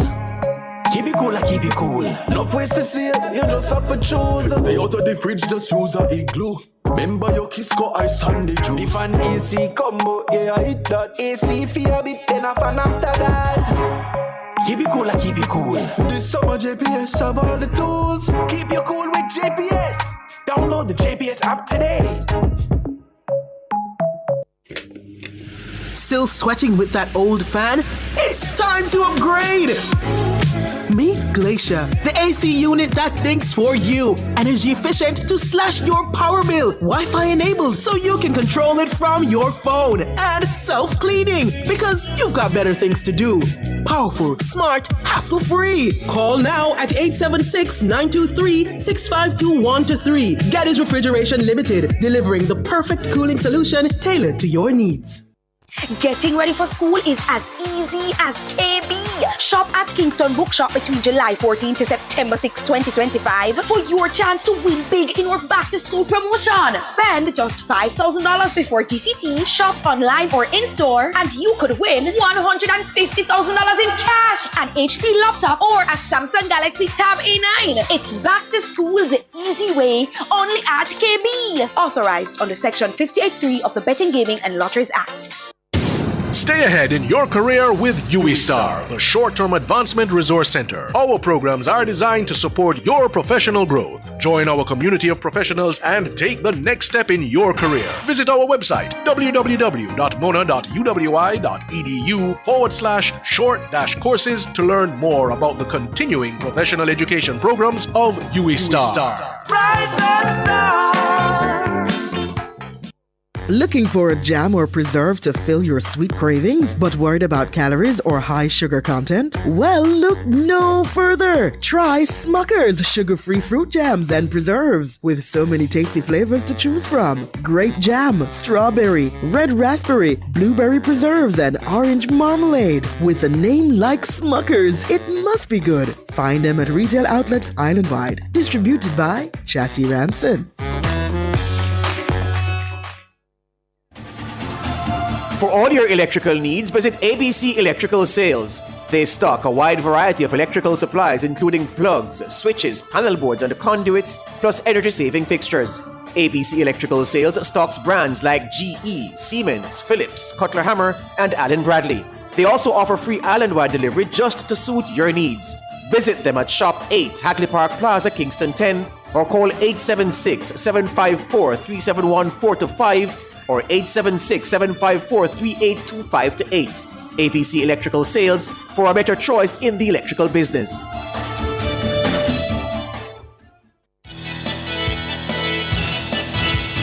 Welcome back with us nationwide at 5 on a Friday afternoon, and I'm here in studio with you, and we're going to move now to Nation's Business. I'm your host, Professor Donna P. Hope. I was going to put the P in Tyrone. And I'm supposed to keep the P, yes. And of course, my co-host, my able co-host. The lowly Tyrone Reed. Wait a minute, Tyrone, don't do it. Ricardo would never forgive us. But we are going to turn now. We're going to turn now to looking at Indicom, because of course Indicom is celebrating its 15th anniversary, Tyrone, and so we are looking at what Indicom has been doing since it has been set up, celebrating its 15th anniversary this year, and it's under the theme 15 years focused on truth, committed to justice. Since its establishment in 2010, Indicom has served as Jamaica's independent oversight body, conducting impartial, objective, and thorough investigations into incidents involving the security forces. And over the past 15 years, Prof, listeners and viewers, the Commission has investigated over 12,900 complaints since its inception. It has completed investigations in more than 10,600 cases. Indicom has also made adverse recommendations against over 900 security personnel in completed cases, with charges recommended for over 200 and disciplinary action for over 600. INDECOM's Commissioner Hugh Faulkner was appointed in 2020 and has maintained a strong focus on strengthening accountability, most recently calling for the mandatory and consistent use of body-worn cameras. This in light of 186 fatal incidents investigated in 2025 so far, none with body-worn camera footage. And of course, we have asked Commissioner Faulkner to join us. Welcome, Commissioner Faulkner. Welcome to Nationwide at 5. Good evening. Top of the afternoon to you, Commissioner Faulkner. Welcome to Nationwide at 5. And thank you, Tyrone. Thank you both. Yes. Indeed. And you know, Hugh Faulkner, many people are now so used to hearing INDECOM, everything INDECOM. So INDECOM has become a part of the landscape of a household name, yeah, yes. I mean, it's something that people got used to over the 15 years. So as you know, INDECOM is celebrating this 15th anniversary. Can you reflect on some of the evolution, the things that have happened since its evolution and since its establishment in 2010? What are some of the milestones that stand out for you? You came in 2020, but tell us what are some of the milestones that stand out for you? Right. So INDECOM actually changed the landscape as far as it goes with the investigation of allegations against the security forces. Yes. You may recall, Professor and Tyrone, that the case of Michael Gale had been sent to the Inter-American Commission on Human Rights. So Mrs. Jenny Cameron actually was seeking justice for her son, who was mentally disordered, through an external body, which was unfortunate. And the Inter-American Commission on Human Rights, they were scathing in their commentary on the investigation of security force alleged misconduct. And they had recommended that until Jamaica established an independent civilian oversight body, then the alleged atrocities would continue.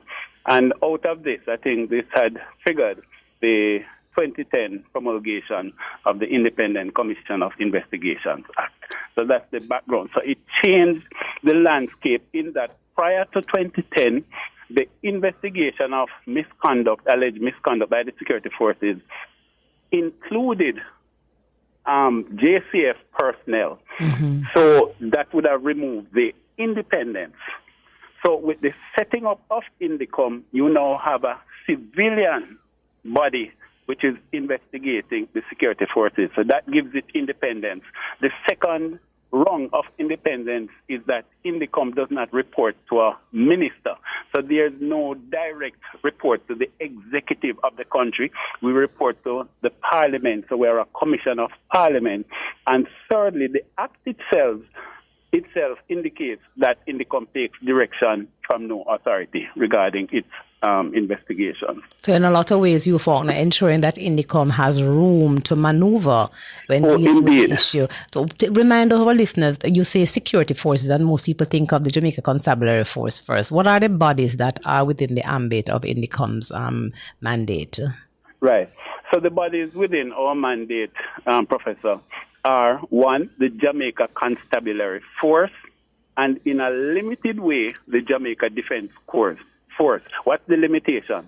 When the JDF is working in tandem or working in support of the JCF, INDECOM exercises its mandate.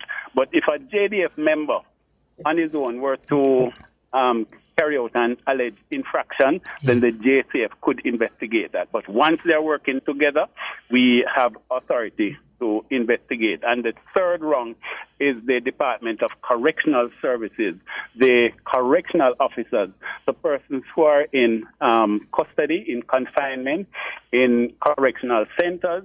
We also have jurisdiction over them. And we had sent you our charge list of charges, and you would have seen on it 3 to 5 members of the Department of Correctional Services that we have charged over the past 18 months. Yes, we have looked at the list. You have sent us a list for 2024 and 2025 listeners. So we have Yes, looked and at that it. list Yes. has extended, just to let you know. Oh. I think your data would have ended in June to July, but Yes. our updated list indicates 64 officers being ruled for charge, and we have completed 41 being actually charged, and the others are pending. I want to come back, Mr. Faulkner, to the inspiration for this year's theme, 15 years of Indicom. In the days gone by, particularly when Jamaicans for Justice was in its heyday and pushing for change and calling for this kind of oversight, Indicom is a response to what was a clear problem in the country in terms of police excesses. And if we fast forward to today, where we are hearing of an increase in police shootings, fatal shootings, and a lot of people are concerned. I recall just reading a comment just now on Twitter before coming back on air. And people are concerned. There are people who are concerned with the increase in the number of police shootings. But isn't the existence of a body like Indicom, shouldn't that give Jamaicans confidence that if the police personnel, members of the security forces, are engaged in excesses, Indicom has the authority, the unfettered, unshackled authority to hold them to account? Shouldn't that give us some amount of ease? Right. Well, Tyrone, you had mentioned, and if I may, in the order that I choose, with your leave, you had mentioned Jamaicans for Justice. And we must, in any anniversary recognition, we must recognize Jamaicans for Justice, because Dr. Caroline Gomes did yes. indeed play a significant role, and history cannot afford to And her partner in crime? Pardon me? I was saying her partner in crime, Susan Goff, I think it was. Yes, Susan has been a faithful advocate also for independent oversight. And additionally, we have to mention also the commencement of Indicom, and Commissioner Williams and the staff, and some of the staff are still with us, and we have to give recognition to them. But Indicom over the years, Tyrone, has recognized that life is man's most sacred gift. And so any fatality, we believe, should meet the test of transparency and accountability. We have seen an increase in fatal shootings, and each we investigate thoroughly. With the increase, we have requested additional forensic personnel, etc., and additional investigators to meet the increased demand. But that is of concern to us. But it's of concern to us against the backdrop that the number of fatalities arising from planned operations have increased, and yet the police stand operatives and the area fugitive apprehension teams and the operation support teams tend to be without the deployment of body-worn cameras. So we believe this leaves a tremendous gap in the process of accountability. But to the extent that there are digital material, eyewitnesses, etc., we pursue vigorously. And that may account for somewhat the increase that we have seen in the number of matters that we are charging, because the rate we are now would be the highest in Indicom's history. The rate of charges that have been laid. Yes, indeed. Because your records show that you have made at least over 900 adverse recommendations over the 15 years. Yes, and last year we had roughly 2 charges per month. We had 24 rulings. As you know, the Privy Council indicated that Indicom, you investigate, but you have to submit your files to the DPP for the ruling as to whether it meets the prosecutorial threshold. Last year, we had 2 per month, 24 rulings for charge. 8 of those charges were fatalities by the security forces, 1 by a JDF soldier. And in 2025, so far, we're closer to 3 per month, which would have been the highest since we are collecting data since we have to submit our files to the DPP. So in this kind of environment, Hugh Faulkner, what does the Commission do? What does INDECOM do to ensure that the investigation that you're carrying out and also the rulings are seen as impartial and fair by both the public looking on and the security personnel who are the ones that you are, looking at their own actions? How do you ensure that perception, or you try to ensure that perception of impartiality and fairness? Professor, yes, we have to be faithful to the statute that the members of parliament created, both the lower house and the upper house. And the statute itself requires us to be impartial, objective, and independent. So that is it's mandated by statute. So in terms of our independence, no serving member of the security forces can be on our staff. And we ensure that our objectivity remains intact, our impartiality remains intact. And if we may, we add completeness and thoroughness. And I believe there have been some changes in perception.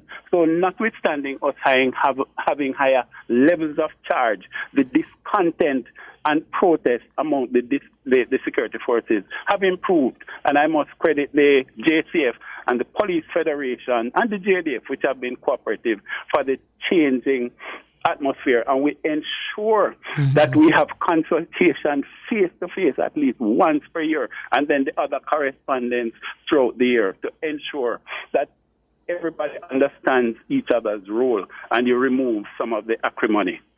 Indeed. I completely understand and support, Professor, and you, Faulkner, the call for the body-worn cameras. Completely understand it, completely support it. But as head of INDECOM,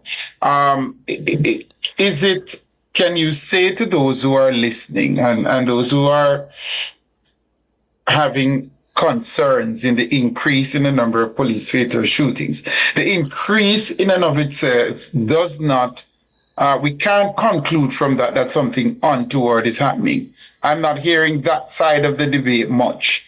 Can we just conclude that something untoward is happening because there's an increase in police fatalities? Well, Tyrone, we tend to shy away from generalizations. In fact, we have a duty to investigate each case.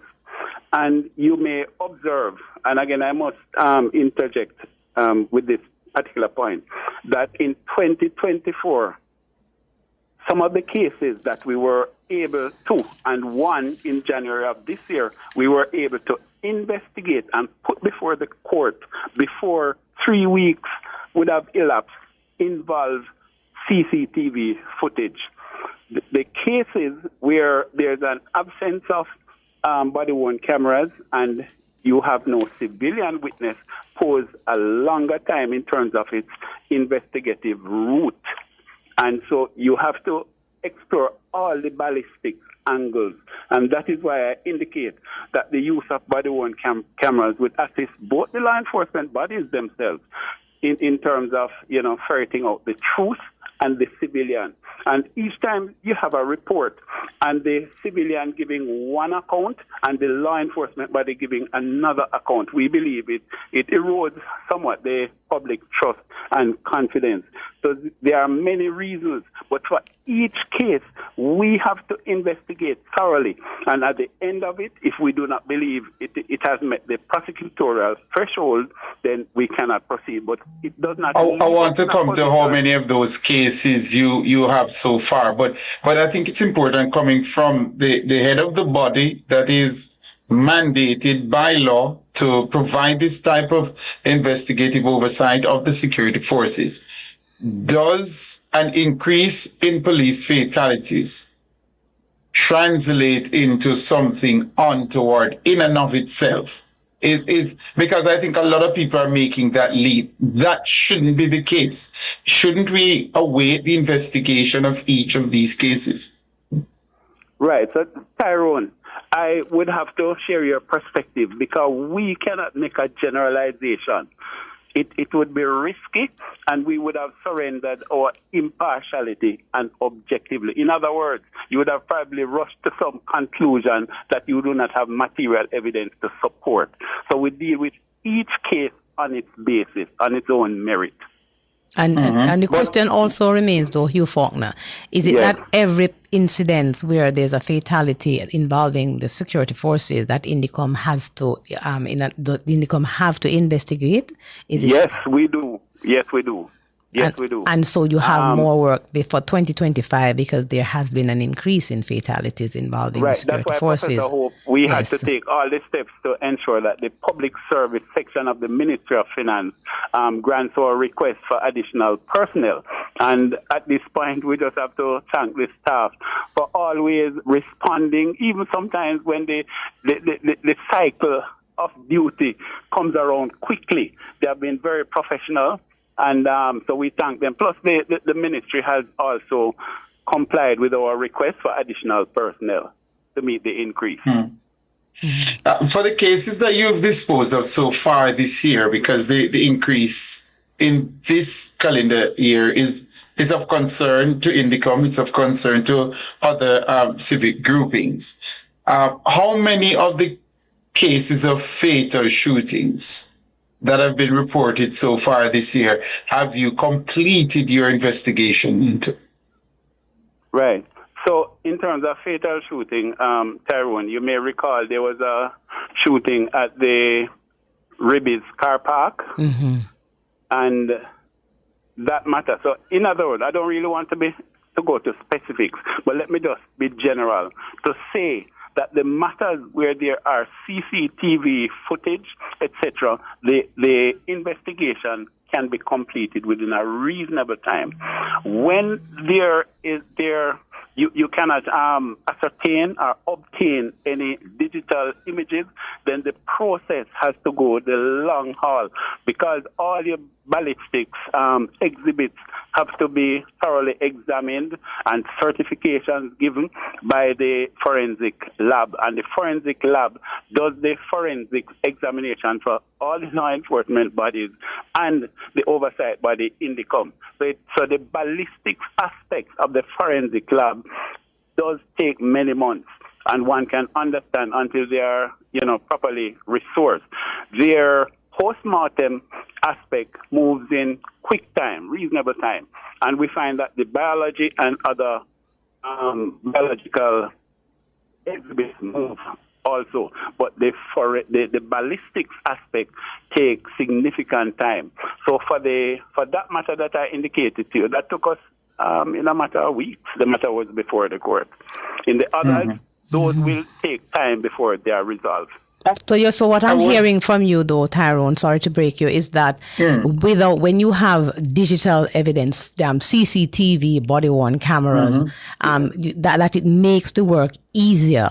And without that, you are going to have to go through the long haul, depending on the forensics. And do you also have to depend on things like evidence from, bystanders, persons who are witnessing the incident?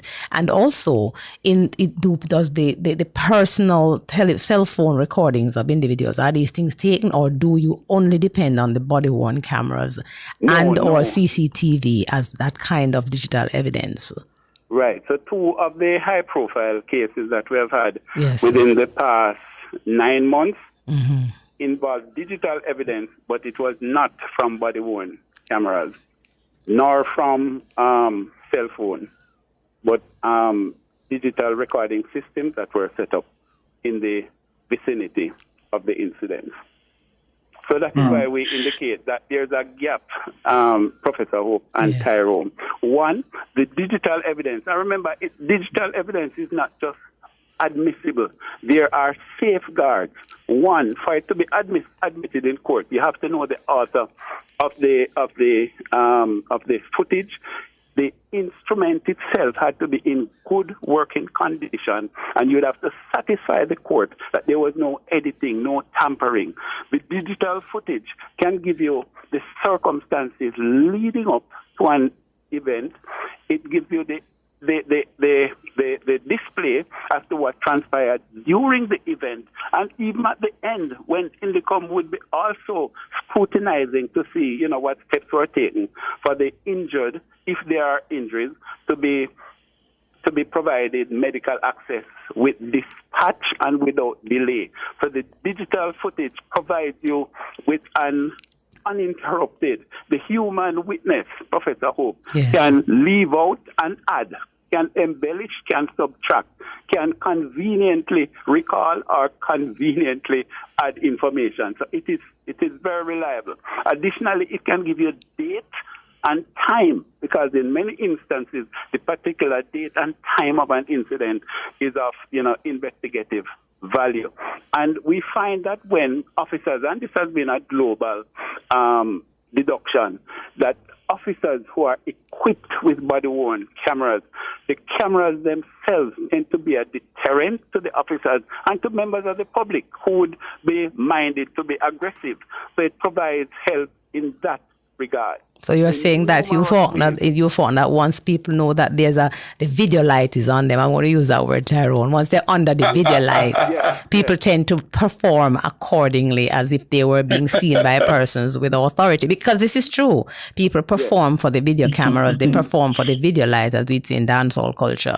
So having it, you're saying, is that and I do agree with you that individuals tend to check themselves when they know that they are being recorded, because it can go further than the moment and can in many instances work against them, Tyrone. It is so true. Yes. Right.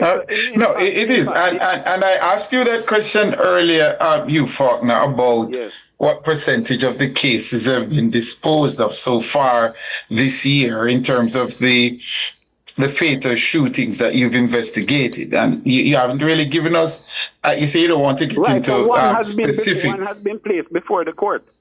That one took place in January, and I indicated to you why the matter proceeded so quickly was because there has been footage outside of human product. Yes, that was the Ribbies incident. We remember that. Yes, we recall that. It was, yes. All right. But because why? Because it was really a stepping stone to the real question I wanted to get to see that, is your concern occasioned by having disposed of a number of these cases, the percentage of the cases in which you're finding sufficient evidence to charge for some type of police excess in terms of an extrajudicial killing? Because once we go through the various cases, look at the numbers that are coming out in terms of how many are being investigated, how many officers are being charged, then you can say, look, no man, hold on, something is happening here. We can see a clear pattern emerging. You can't now establish that as a clear pattern in terms of the increased numbers of police shootings, can you? Tyrone, that would be difficult because, as I indicated to you, we can advance an investigation to the point of prosecution, of submission of the file within a matter of weeks where you have camera footage. But for the other matters, even though you cannot establish that the matter reaches the prosecutorial threshold for a charge, you still cannot say that everything was acted on in propriety. And Hugh Faulkner, we could continue this discussion for a long while, Professor. Yes. There's a clear gap. Tell us. When you are without the digital material. And so the gap, so the digital material provides you with much more, you're saying, Hugh Faulkner, to move with alacrity to getting a case, conduct the investigation completed and a charge laid, or the case put aside because there's no basis for a charge to be laid. Right, because the thing is, you may be able to proceed with the assault cases at a much quicker pace, because in the assault cases, you have a complainant who is giving you his account. You have the security forces giving you his account, his or her account. But in many instances where you have fatalities, your sole potential witness is deceased. What you'd be left with is the account from the law enforcement bodies. And so that account, and I think we have come a far way in Jamaica, because many citizens, you'll see, once something happens with the security forces, in particular the JCF, they begin to shout, "Call Indicom." So the Indicom has become a household name where citizens expect that Indicom will ensure that some resolution is made, some kind of investigation is done, so that they are satisfied that what happened, what took place, has been taken care of within the ambit of the laws that are now a part of what we have, a functioning democracy with many appropriate aspects to it. But I think some of the listeners on YouTube and elsewhere are still questioning, we need the body-worn cameras to ensure that the investigations continue. Yeah, and also, it would definitely help the situation, Prof. Absolutely, because that will give you hard evidence. And sometimes eyewitness testimony can be notoriously unreliable. But am I hearing from you? This is a last one. I know we might have to close soon, but the last one I wanted. Am I hearing from you that the increase in the fatal shootings is overwhelming the Indicom resources presently? Am I hearing that from you? No, that's not the case, Tyrone. But we believe that our commitment to transparency and accountability identifies a gap. And that gap is that, and it is a direction that the globe is heading in that direction. You may notice there was a fatal shooting in St. Mary, I think in this year. And in fact, that has also been investigated by Indicom. In association, I think, with the Major Investigation Division. That one has been investigated, and in short order, it's before the court. In that case, there are human witnesses. And we so have that has also been in court. And there's another high-profile matter, which is before the court, which has been adjourned, which Indicom has investigated, again, I think, with MID, and that is before the court also. Even though your digital dispersal is just for segments of the matter, but other material, forensic and ballistic, assisted in coming to a decision, the matter come before the court. So notwithstanding the absence of the body-worn cameras, I think I have to commend the staff with having 49 rulings and 64 officers ruled for charge as being commendable under the circumstances where we believe that transparency and accountability could have been enhanced. And we trust we have gotten the word of the security forces, so we trust that all the processes are done with expedition, not only the acquisition and procurement, but the distribution to the planned operation teams. And we look forward to that, you found 15 years on, 12,900 complaints, 10,600 investigations completed. A lot of work has been going on. 900 security personnel in completed cases, charges recommended for over 200, and disciplinary action for over 600. What do you see as Indicom's movement in the next iteration, say the next 5 or 10 years? Where do you see it come? So we have been taking some steps. One, we have introduced family liaison officers, Dr. Ho. Yes. So regardless of the alleged antecedent of a victim, our family liaison officers will relate to the surviving family members, children, spouse, etc., parents, and ensure that there's empathetic and sympathetic contact, and that also can assist you in your evidence gathering. Additionally, we have noted the gains made in Illinois in the United States, where there is investigation with social intervention referral. So if we have been reported a fatality at a dwelling, we turn up at the scene and we observe that there's no running water, no kitchen facility, no toilet facilities, etc. So while our forensic personnel are processing the scene, searching for evidence, looking for bullet trajectories, etc., our family liaison will be taking steps to ensure all the necessary referrals, including grief counseling, are done. So in the past few months, we have done over 134 referrals to the Victim Services branch for children, family members who are grieving. We have also made a recommendation to Food for the Poor and the World Food Program. Additionally, from our referrals, persons have gotten burial grants and rehabilitation grants to assist them, and persons have been interviewed for PASS. So these are your potential witnesses. So while we cannot hand them anything, we ensure that some of the daily trying circumstances they face are addressed by the proper authorities.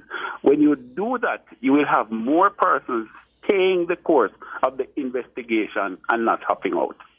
Commendable. Commendable. It is. Yes, Indeed, it is. It is commendable work because, of course, we always have a social face to all of these incidents that you are investigating. Indeed. Definitely. So over time, we believe the attrition of our cases where persons, after 2 years, 3 years, they say, well, we can't bother. And you know what that means for a case when you major witnesses. So we believe, the witnesses will be more inclined to stay with the process because sometimes the matter goes before the court. It's not an in and out situation. So we are watching our attrition rate to see if these steps will assist, the stick-to-itiveness of the witnesses. It seems, a final one for me, it seems like just yesterday that INDECOM was established, but it's 15 years, yeah? And the theme is focused on truth, committed to justice. What's the thinking behind the theme, Mr. Ford? Well, it has always been a target in almost many of the mantras of INDECOM always include truth. And justice is what we seek. We do not act out of malice, Tyrone. We act objectively, impartially. And our staff must demonstrate certain core values, honesty, integrity, among other values. So the theme seeks to capture these values that must guide us and nothing external, nothing to deviate from your mission, which is justice. Thank you so much, Hugh Faulkner. And of course, congratulations to the team. I know you mentioned them several times, so you and your team for the work. Continue to do the work. And thank you so much for sharing with us. Thank you so much. Right. Thank you, Professor. Indeed. Have a good one, Mr. Faulkner. Have a good one. Thank you so much. And of course, we spoke there with the Hugh Faulkner, Commissioner for the Independent Commission of Investigations. We call it INDECOM, a household name in Jamaica. We're going to take Tyrone is a household name, INDECOM. It is. All over social media. We call INDECOM, even things that are not related to the mandate of INDECOM. People use this name because the name of INDECOM has become synonymous with a particular type of investigation. Yes. And they have significantly, Prof, altered the landscape of justice in the country. They have done significant work in terms of, and police personnel, many of whom would have had no second guessing as to whether or not they want to be involved in some kind of extrajudicial killing. INDECOM gives them pause. There has to be that body, this body. I remember the early days with the Jamaicans for Justice, Susan Goff, the different bodies, and of course that particular landmark case that Hugh Faulkner referred to, Michael Gale, and what the International Commission for Human Rights said about us. Those things have led us to what I call a strengthening of our processes, the democratic processes and the social processes in Jamaica. So we have to take a break. We need to take a break and then we come back, and I think we're going to talk with our callers. So we'll take a break, callers, and we'll come right back. Stay with us, Tyrone. Yes. Right. And remember that when we return, we want to talk to you. You can call us 630-9371-4 and 618-8225. Stay with us.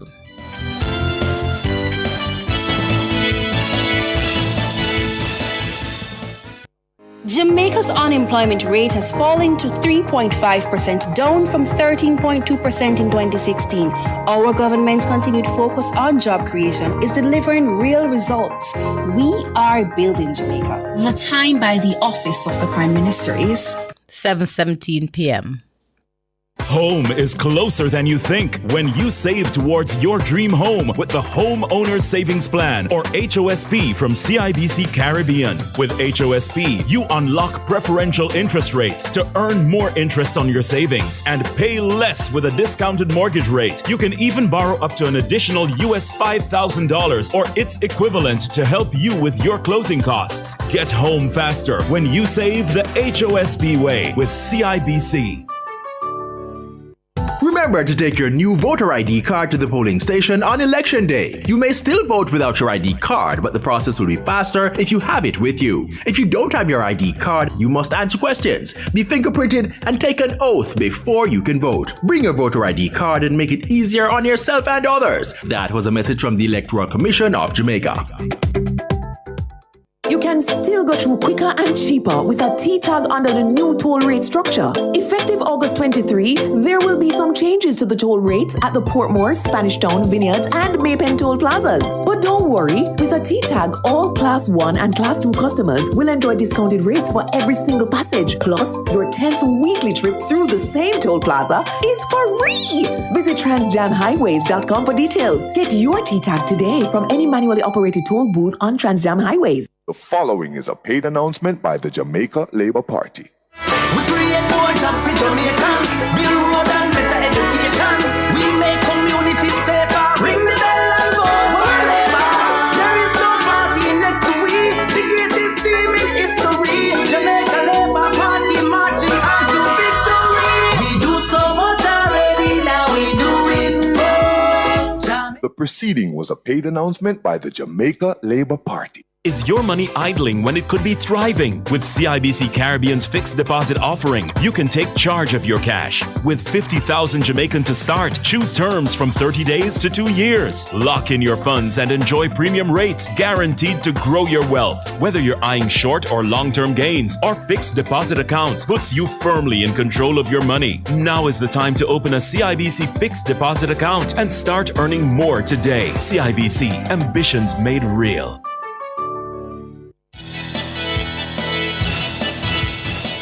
Welcome back. You're with us here nationwide at 5, and we are in our segment when we're talking with you, our callers. I think we have someone online, Tyrone. Hi, good evening, Caroline. How are you? Hi. Good evening, Caroline. How are you?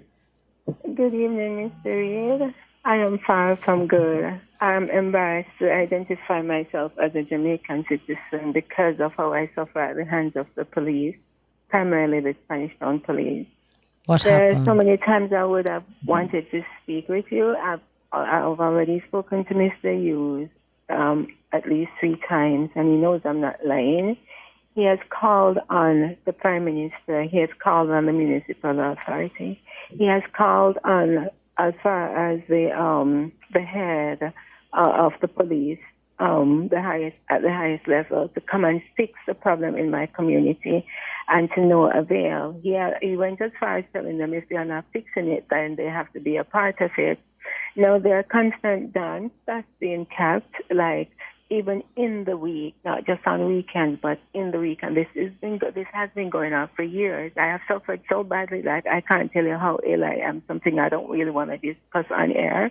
But, Mr. Reid, I hope that I can find some way to speak with you off air. And this is something I've been trying to get through to you with, but it's always so busy when you're on a Friday. The police Sorry about that. will tell people that I am hallucinating and that there's no dance. Anybody knows what that feels like, to be in pain because you cannot sleep because it's so loud. The thing is drumming through your house like it's next door. It's coming from my house is vibrating. My head aches. My eyes ache. And these people are so cold and evil. The same people who took oath to protect, serve, and reassure me. Mr. Faulkner tried to help. So big up to him. He tried so much to help. And I don't want to say too much more about the part he played, but he played a very integral role in trying to get help for me. But I know that they have like a limit in terms of Indicom handling certain cases like mine, but he did actually at least get directly to the head of IPOB, that's Mr. Blake, who committed to me that he would deal with my situation. It only got worse and worse and worse. And this is for months now since Mr. Blake came into the picture. And like Saturday night, for instance, I could still have a dance going until 4:28 with no change whatsoever from the behavior of the Spanish Town Police or even the inspectors at 119. Mr. Reid, what I would like to know is who is at liberty in this country to pull up recordings between myself and the 119 officers, as well as the Spanish Town officers and other officers, even from IPOB itself, that's supposed to be investigating, so-called investigating dirty behavior of the other police departments. The country is a capital disgrace. In my book, I would say, starting with the police, I am so upset I cannot even express my level of disappointment with them. But Caroline, I want to ask you a question. I know you're talking to Tyrone directly. No problem. But so you are living in a residential area or with other people in residences around you. Have you spoken with any of your neighbors to get support for the complaints that you're making? Of course. There's a particular lady who has, for instance, her neighbor has a very serious heart problem. Mm-hmm. 1 year when they were doing this Valentine's thing, coming up to Valentine's Day, but they did it like prior to Valentine. She is the one who called all night to the Spanish Town Police, and the treatment that I get from them when I call, I was so happy. Like when she reached out to me this Sunday, they had the dance starting early Saturday evening, and it went straight back until 5:20. It's in my brain, 5:20 a.m. the Sunday morning, and it never mattered how many times she called and expressed herself, even in regards to how badly her neighbor was suffering. It was the same treatment she got. They told them that they combed, that's the word they use, they combed the area 3 times and that there was no dance. You know what? I'm so upset that I don't even know if I can really express myself right now for you guys to even. I'm trying to keep calm because that's how mad I am. The year before that, it was myself who was calling, and straight through the night, that's what they did to me also. And it was the following year, now, she had reached out to me to say, this is what I got. You understand? So I'm not the only person they do this to, and she gave up. She totally gave up because when Mr. Hughes called and it was Mr. Chambers there at the time, and he called him out, and Mr. Chambers is the one who called me after that. I didn't call him. He called me along with Inspector Watt, promised me faithfully that he was going to be acting immediately. The man took off and left. And I just saw him posting all kind of pictures. I could tell that he was on vacation. That's what happened. That's what they do. You understand? It's like you have to live in Beverly Hills to get justice in this country. No way. I am in the Angels area and I'm not afraid. It's gotten to the point where I let them know that God gave me my life, so I'm not going to be afraid of them. Because they tried to even put me in a patrol one night and I knew exactly what was happening. My sister was so upset when I called her that night. She stayed on the phone with me until I got home. The police officer to date, he is so upset. If I go to the station and he sees me, he just starts this uproar. This is how bad it is in our country with the police officers. I'm not the only one. They do it too. Persons are calling other radio stations with a similar complaint like I get that, you're talking about a senior citizen from above rock, and his house is vibrating so much, just like mine has been, and is thing whatever dropped off is trying to wear in accordance with the level of vibration, and they do the same thing to him. Tell the police, tell 119 that he's hallucinating, that there's no dance, and another citizen who called and understand. They set up the citizens in his community who stoned his house because they told them that how he was calling about the dance. We have to stop. We can't continue like this, Mr. Reid. We cannot. We can't. People should be allowed to sleep in the house. You can have your dance. I have nothing against people having a good time. But be fair, be reasonable. Caroline, I'm going to encourage you to maybe get some of the residents in your area to work with you to bring the matter as a kind of group together to see if you can get some help for the matter, because the Noise Abatement Act, the Town and Country Commit, those acts are there to protect citizens as well from some of these disturbances. And I'm sure that if you press with the right group of persons, not just by yourself, you can get some help. We have to give another caller a chance to talk. Yes. To the top, and so she's saying to me, "This is bigger than you and I, or even the councillor of the area, or the MP." That's how far they reached out. I did the same thing, and to no avail. The councillor told me it's not like she didn't try to fix it. She tried to fix it, but the authorities told her it's not in her jurisdiction to fix it. Then why is she the councillor? All right, Caroline, thank you for sharing with us, and we'll listen now to hear what kind of resolution you have been able to get. But I suggest you join with other members of your community to see if you can get some help for the matter. That usually works more than having one person. All right, thank you so much for sharing with us. Let's go to our next caller. Thank you so much, Caroline. And of course, we're going to talk with Bobby. Bobby's on the line, Tyrone. Good evening, Bobby. Good evening, Bobby. Good evening, Prof. Yeah. And my good friend over there, Tyrone. Mr. Reed. Tyrone. Yes, sir. What time flight are you coming in on? Are you coming in on the first or on the second? Do they call it the red eye, Prof? Is that what they call it? Yes, the one that you don't get any sleep. You just leave work, jump on it, and you sleep on the plane. When you reach, you just hit the ground. Yes, he's coming in on the red eye flight to land here on the 3rd. That's what, right, Tyrone? That's what Bobby wants to hear, man. Yes. Yes, talk to me, Bobby. I am going to pick him up at the airport, but before I pick him up, I am going to put the malt on ice.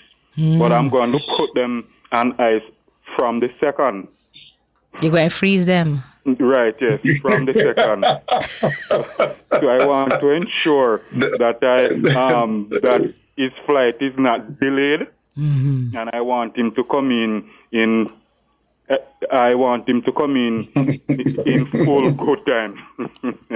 To be on the, but yes, Tyrone, you have to be here in good time, because the 3rd is a big day. It's a big day in our democracy, It's a big day. Bobby is all right, man. You're trying to get me in trouble, Bobby. but what's on your mind, Bobby? Other than trying to drag me into the political fray. Yes. Before I bring my my matter to you, I hear you and Mr. Ufak now was talking, but it's only one incident I had with the police years ago. That is when Commissioner Francis Forbes was the Commissioner of Police. There was a police that assaulted me on Ellis Street in Spanish Town. I was giving a little girl, came up to me crying, begging me money to buy food. Go in my pocket. That time we had the paper $10. So I take out 2 of them from out of my pocket. And I was giving the girl over the fence and so on. And this police car drove up around the corner. This police came out of the car, point his gun at me. See, and milk like butter. Say, hey boy. My God. Hey boy, are you here, buy? Right? And hold him gun for you lick me, So when I try to explain to the man grabbed the money from me and tear it up, and say, boy, go on boy business. Hold him gun for you lick me, Go on boy business. I was so frightened to the point where in which I never remember to catch his badge number at the same time, but I catch it a couple days after when I saw him out in Spanish Town. So I wrote the commissioner of police a letter of complaint. He referred the letter down at the police complaints department, and he asked a corporal to do the investigation. So when the corporal called me, and I went down there to do the investigation, one question the corporal asked me: if I know the name of the gun the police point on me. I said, oh, God. How would you... I said, excuse me now. I said, look here, boss. Oh, boy. I said, look here, I am a man of the cloth. No, nothing about gun, boss. So how did it work out? So how it worked out, Bobby? What came out of it? How is that germane to the complaint? No, hold on. I saw that police couple of years ago on Old Harbour Road conducting spot check, and I talked to another police about it. You hear what the police look at me and say, my friend, that is lost in the system. And since recently, I saw that same police in khaki clothes. Promoted. Yes, and I get to understand that he's down in Linstead. I have his full name and everything that I report up there the time, and the man get promotion. So you see, so I had to laugh, and now I am a justice of the peace. I have to work closely now with the police, but I think the body worn camera is important, so that both the public and the police will act professionally, because I go through it with them. All right, Bobby. But what I really want to talk about is the incident, the time with the PMP and Nationwide, when them talk about they are going to blacklist Nationwide if George Davis go on the debates commission and thing. I want to ask the PMP a question. They are the one who own Jamaica. They are the one who is running the country. That unprofessional conduct of them, you see, only put them into a bad light to show the entire nation that we don't have a professional opposition, right? And I know the work what Prime Minister Andrew Holness is doing is working on behalf of the people of Jamaica, and he's not working on behalf of the JLP. He reached out to the people of this country, and I know Tyrone, Europe and come, because on the 3rd of September, it will be sick. All right, Bobby, we thank you. We want to bring another call in, Bobby. Thank you so much, dear. Thank you. All right, Bobby, yes, Cleveland is on the line. Tyrone, good evening, Cleveland. Hello. Good evening, sir, Cleveland. Miles Cleveland. Yes. How are you doing? That's Tyrone. Not bad enough. All right. I want to know something. As I hear Bobby was saying, the PMP going on as if they won this country. Now they are going to have a news conference to complain against the JLP not having their manifesto out. I don't understand that. They have their one in a ballroom, which it keep out a lot of the little people. And the JLP is going to carry their one out of the road. So the little people get to them one. And they're complaining. Why are they making that be a problem to them? Hello? Yes, Cleveland, we're hearing you. It's a free country now, Sir Cleveland. They can have their media conference on anything they choose. That's how democracy works. Yes, but sir, they make democracy work for themselves, but not for others. Because if them know democracy work, they wouldn't be backlisting people from Nationwide in the debate. That's a reasonable argument, right? And the fact that we're in a democracy allows you to call and to raise issues about them.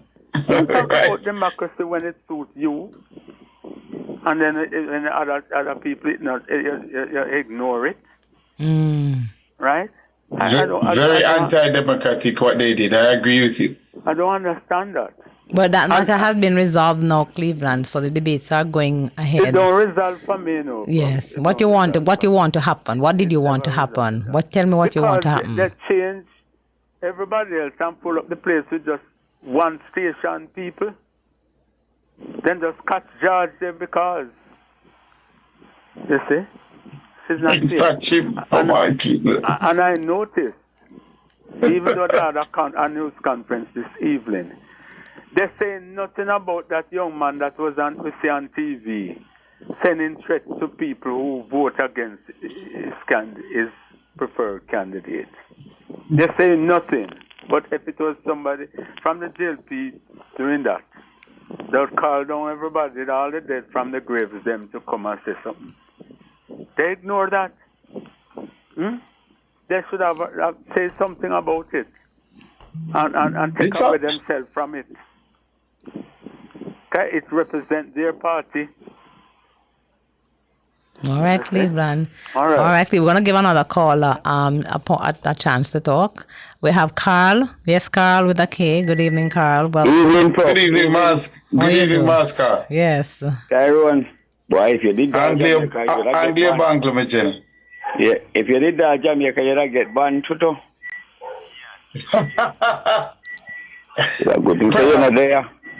Perhaps. Yeah, you'd get banned too.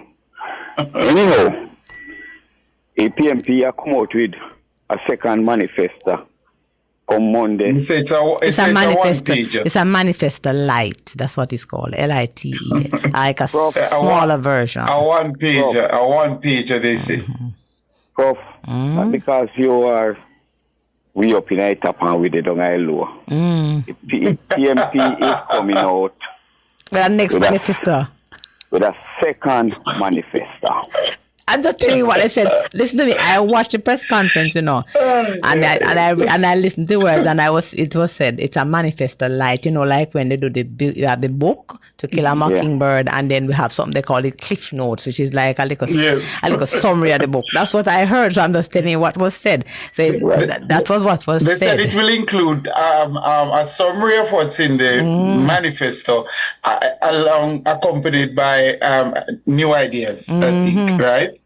So I'm wondering how they're going to put all of that on one page. So it 1st of September, 2 days before election, there will be a third piece of manifesto from the People's National Party. A supplementary manifesto. No, what you're saying, Carl, is that you know that this is going to happen, right? Well, let me explain it to you. Tell me. If we did sit back a long time, and we say as quickly as the first one come, we never know say then that come with the next one. We did all beat it because we know say nothing sensible never in a hit. Because we know that. Because what did happen, Tyrone and Prof, the PMP left on the back foot. The IC, the PMP should have been in office over a year and a half ago. If you follow Dayton Campbell, you follow Julian Robinson. The PMP not supposed to be in opposition. No. The IC was to take the PMP into office. So all the PMP was sitting back and was waiting on the IC. You don't have evidence of that, You don't have evidence. Carl is making building his point, Tyrone. I'm listening to him build a point. Yes, Carl. Tyrone, if you follow all of what did happen in Tyrone, coming down, the PMP to Julian Robinson, and Dayton Campbell, the People's National Party should have been in office already. So what them did, they now get some ideas and trash it out of Waterloo Road. And they sit back and was waiting on the IC for Andrew Holness to be charged. And you know what that would have come in like when time Bruce Golding and Dudus, and then they use the argument about people couldn't get a visa. And you know how Jamaica people stay when they come on a visa. So them did try to use something like that to get back in our office. So they not put nothing together, Tyrone. Tyrone, we know a whole lot of people want to call, so we not stay long. Yes, so roll out the story, yes. Right. We have a move. Prof, you're encouraging him. No, because he's building a story and he's telling us the phase 1 of the manifesto. That was the phase 1 and he's going to tell us the phase 2. It sounds like a Rombar manifesto. No, leave Carl. Carl, finish the point because we're going to bring in some more callers. Yes. All right. Tyrone, fellas, you know what here. Me ask you something, Tyrone. No, man, I never said that. You listen to everything we're going to Jamaica.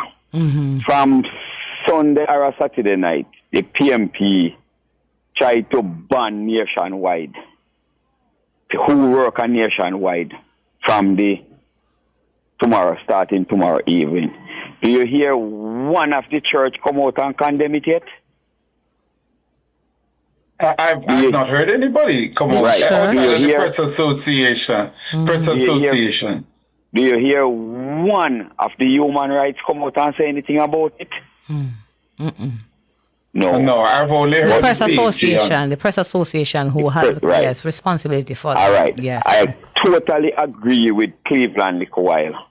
We personnel who out here who listen know the politics of some of them who will start tomorrow. We know them. We know them shirt where they wear. We know them hat where they wear. We know them. We run the country and we pieces whole heap of them in a them shirt. We see them that will be asking questions in a tree debate. We know them. Tyrone, let me tell you, if I heard the British white man say him will see that we have a proper country, everybody have rights. So Nationwide doesn't have any rights. Take that for your weekend. All right, you talk about the debate next week. Take care of yourself and enjoy the debate tomorrow. Yes. Very interesting debate. And we have Ian. Good evening, Ian. Hi, good evening. Nationwide family. How are you all? Good evening, Marcy. How are you doing? I'm good. I'm enjoying the conversation. I thought about that. What you said was, it's not a supplementary, is that what? They said it's a manifesto light, like, LITE, a smaller version of the big one. That's the term many people use, and it was actually said at the press conference. What I thought the manual, that they forgot to put out the manifesto with a manner, because the PNP, one of the things that the PNP has done to itself, it has brought a lot of cloud over the party, because they have been in opposition for quite a while. I believe if you had put a well thought out manifesto out there, you wouldn't have any fear or worry what the GLP may come with after, because you're standing by what you put out there and you're confident that what you put out there can be debated, we can have discussion. And this is truly a promise or a commitment coming from the People's National Party. But this kind of nonsense approach where they're believing that once they put forward a manifesto, they want to hear what people criticize about and what the GLP may come with, then they upscotch and do something different here. It's almost something like what you see happening with the school bus. At first, they were pouring cold water on it, and then they come back and say they're going to build on it. And that has been the whole apparatus of the People's National Party. And I think they're doing more harm to themselves than good. Because, Jamaicans are not stupid. And Jamaicans, I think we're long past the days where politics is like gimmicks. People want to know that they're getting substance. And if we don't believe, if we are true to ourselves, rather, then we would have said that the Jamaica Labour Party is doing a pretty good job, and there's still a lot more room for improvement. They're not perfect, but knowing from where we're coming from as a country, a lot of thumbs up to the government. And I think if the PNP is really serious about wanting to take power, then they should present a better option to the people and stop with this scratching. And I agree with the previous caller, who said that they thought what would have happened to the Prime Minister by now he would have gotten arrested or something of that sort. So it would cause them to be in power by default. And I think that's what has caught the PNP off guard, because they were almost certain that what the High C would come with would have caused the Prime Minister to have to resign and a bit of chaos in the Jamaica Labour Party, etc., etc. But I strongly say to the PNP, put your house in order. Let Jamaicans see what is it you're really about. And this kind of game playing thing, I'm not even sure who's running the party, because 1 minute they get the sense it's Damian Crawford, And next minute, you get the sense is Nathan Campbell. And next minute, you get the sense is Peter Bunting. And then Mark Golden drop into. You want to know that, like you'd hear, for instance, at the Jamaica Labour Party campaign, you'll hear, for instance, the Prime Minister talk about how he wants his supporters and those who come on the platform how to conduct themselves. You kind of get a sense that we have a leader in the form of Dr. Andrew Woolen who is in charge. Sometimes when you look on the platform with Mark Golden and you see him whispering in Nathan Campbell ears or him whispering in Damian Crawford, it just looks untidy. It looks chaka. And I think that is where the People's National Party, it's not the People's National Party of the past, where you used to have a K.D. Knight, a John Jr., a Bobby Pickersgill, those people who really stand with the party. And if you know carefully, and I'm going to run on, if you know carefully, you have not heard much from people like Anthony Hilton. You hard to hear from Philip Paul. Those stalwarts that were there with others who used to ensure that the People's National Party maintain a certain look and image. You notice they have gone quiet. I don't know if you notice it, Tyrone. Yes, Ian, and you're making the point. Hearing from some of the stalwarts. The stalwarts who are still in the party, because what he's saying, they are still in the party, but you're not hearing from them. You're not hearing from Anthony Hilton. I think Anthony Hilton is someone who has a bit of value, but he has been quite silent. Have you noticed it? Quite silent. You don't hear much on him. And even Philip Paul, he's a bit every now and again here, a little come out, and it's almost like them fold them arm and say, make them plenty.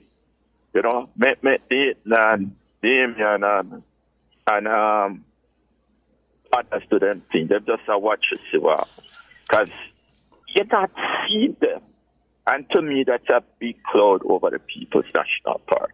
We're going to take the point there. Thanks so much, Ian. Have a good weekend. Have a good time. Thank you, man. I was trying to put you in we have Courtney on the line. Good evening, Courtney. Good evening. Good evening, Courtney. How are you doing, Courtney?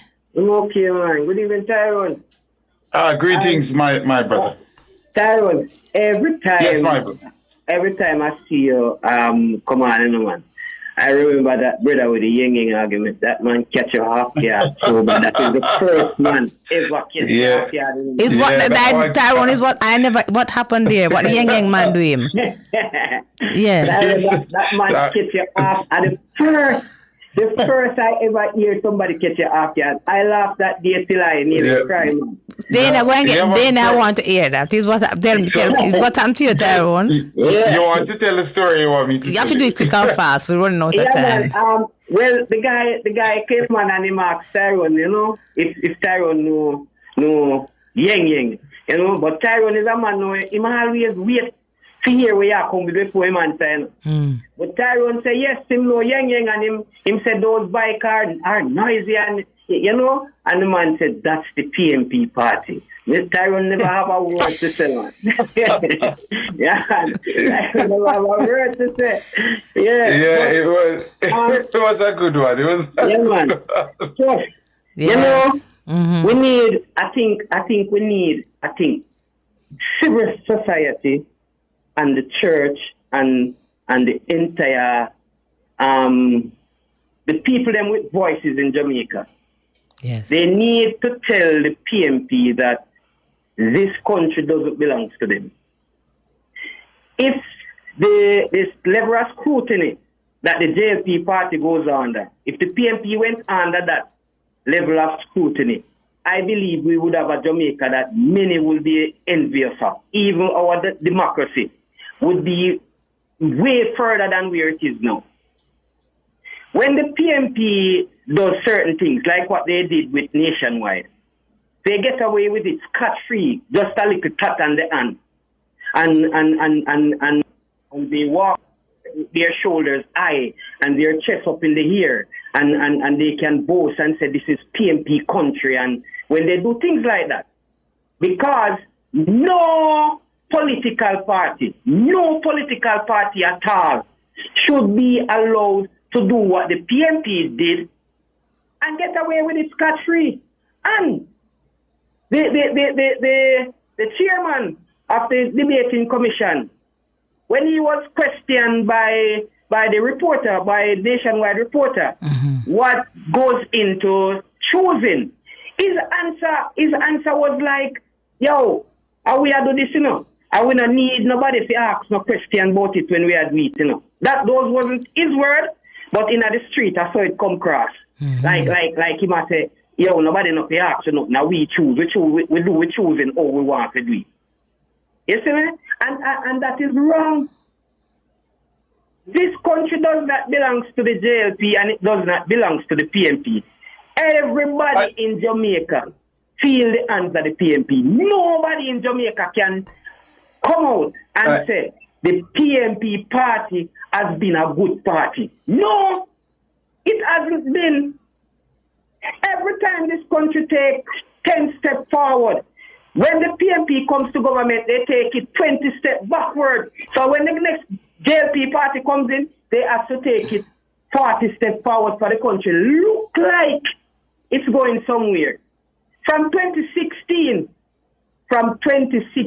until today date, we can say we have a prime minister that is not perfect. In no way is perfect. But we can truly say we have a prime minister who is working on behalf of every single citizen in this country. He's not working on behalf of JLP. He's not working on behalf of PNP. He's working on behalf of the country. And I mishear preacher in a church instead of then tell the people them, oh, God is going to bless them for the next week coming. They are on the rostrum talking about Andrew Holness and his 28th bank. And when that was cleared up, nobody come out and said nothing. In church, you heard people say it? I'm listening to him, you know. That's what you say, hear it in church. Yes. Oh, wow. You go on the internet, you see it. Pastors talking about Andrew Holness and how Andrew Holness is wicked and how Andrew Holness is this and up to today day, you haven't heard. Civil society too was on this 28th bank book something. They marched, they were with the PNP outer hero circle. And when it was discovered that it was a 28th bank book and that the commission hid information, nobody up to today day, you don't hear nobody come out and said nothing at all. All of the organizations in Jamaica, and probably you can single out one. Probably you can, and you have to search hard to find one. All of the organization in Jamaica is on the side of the PMP, and anybody try to deny that, put the proof up front and show me, and I will apologize. All right. The media, all the nation, if you want factual and split down the middle information, if you're not listening to Nationwide, you're not going to get it. All right. You're not going to get it. I also noted with interest, caller, the intervention by the Debates Commission. I think it's the head of the Debates Commission when Mahiri sought to ask of the PNP why they took that position. And I think Colin Campbell insisted that he would have responded to the question, and that's how the response came forward. Not sure if you noticed that, Prof. It was a weak response from Colin Campbell, but I noticed that there was an attempt to shield them from responding to the question from Mahiri as well. I noted that while listening to the news piece on what transpired. The follow-up question that Mallory came with, when he asked him how was the selection done? Or was the selection done? That too wasn't an answer that should have been coming forth. He should have answered in a more feasible way. His answer was like brute force. And these people need to know that they are answerable to the media. The information that the media puts out there, when they put incorrect information out there, I have never heard a media person apologize apart from Chris Hughes. People apologize all the time, though. People apologize all the time. And newspapers apologize in print. The Broadcasting Commission usually involves themselves in a lot of things that they have to put. And that's how you get an apology. Mm-hmm. Well, that's all. If the Broadcasting Commission doesn't intervene, you don't get an apology. And I don't. When you're wrong, it is for you to come out and say to the public, we were wrong, so that the public can trust your news. We are out of time, Cole. We are out of time. We have to wrap up the program. Yeah, man. But No thanks for the problem, call. man. Thank you Yes. very much. Thank you so much. And Man. Tyrone, Have a good one. Have a good one, call. And of course, we have to wrap up the program. We have come to the end of the program. I think we have about a minute to go or less. So I want to make sure, of course, that we want to thank everyone who contributed to the program today. Our able producer, Dana Davey, our callers, all of our listeners, YouTubers, and of course, our guests who came in today, Hugh Faulkner, and of course, the head of the FLA, Shane Darling, my co-host Tyrone, and of course, our able man behind the cameras there, Andrew Buggs, yes. Andrew Glenn, Andrew. and we want to thank everyone. Looking forward to what will come up soon. Because, Tyrone, in the middle of the excitement is 11 days to go? Absolutely. And tomorrow is the first of the debates. Yes. Everyone should tune in. Definitely. Please tune into the debates. And of course, have a good weekend. Stay safe. Thanking, of course, the news and sports team here at Nationwide and the entire team. Thank you so much. Have a good weekend all, and watch the debates tomorrow night. Stay safe.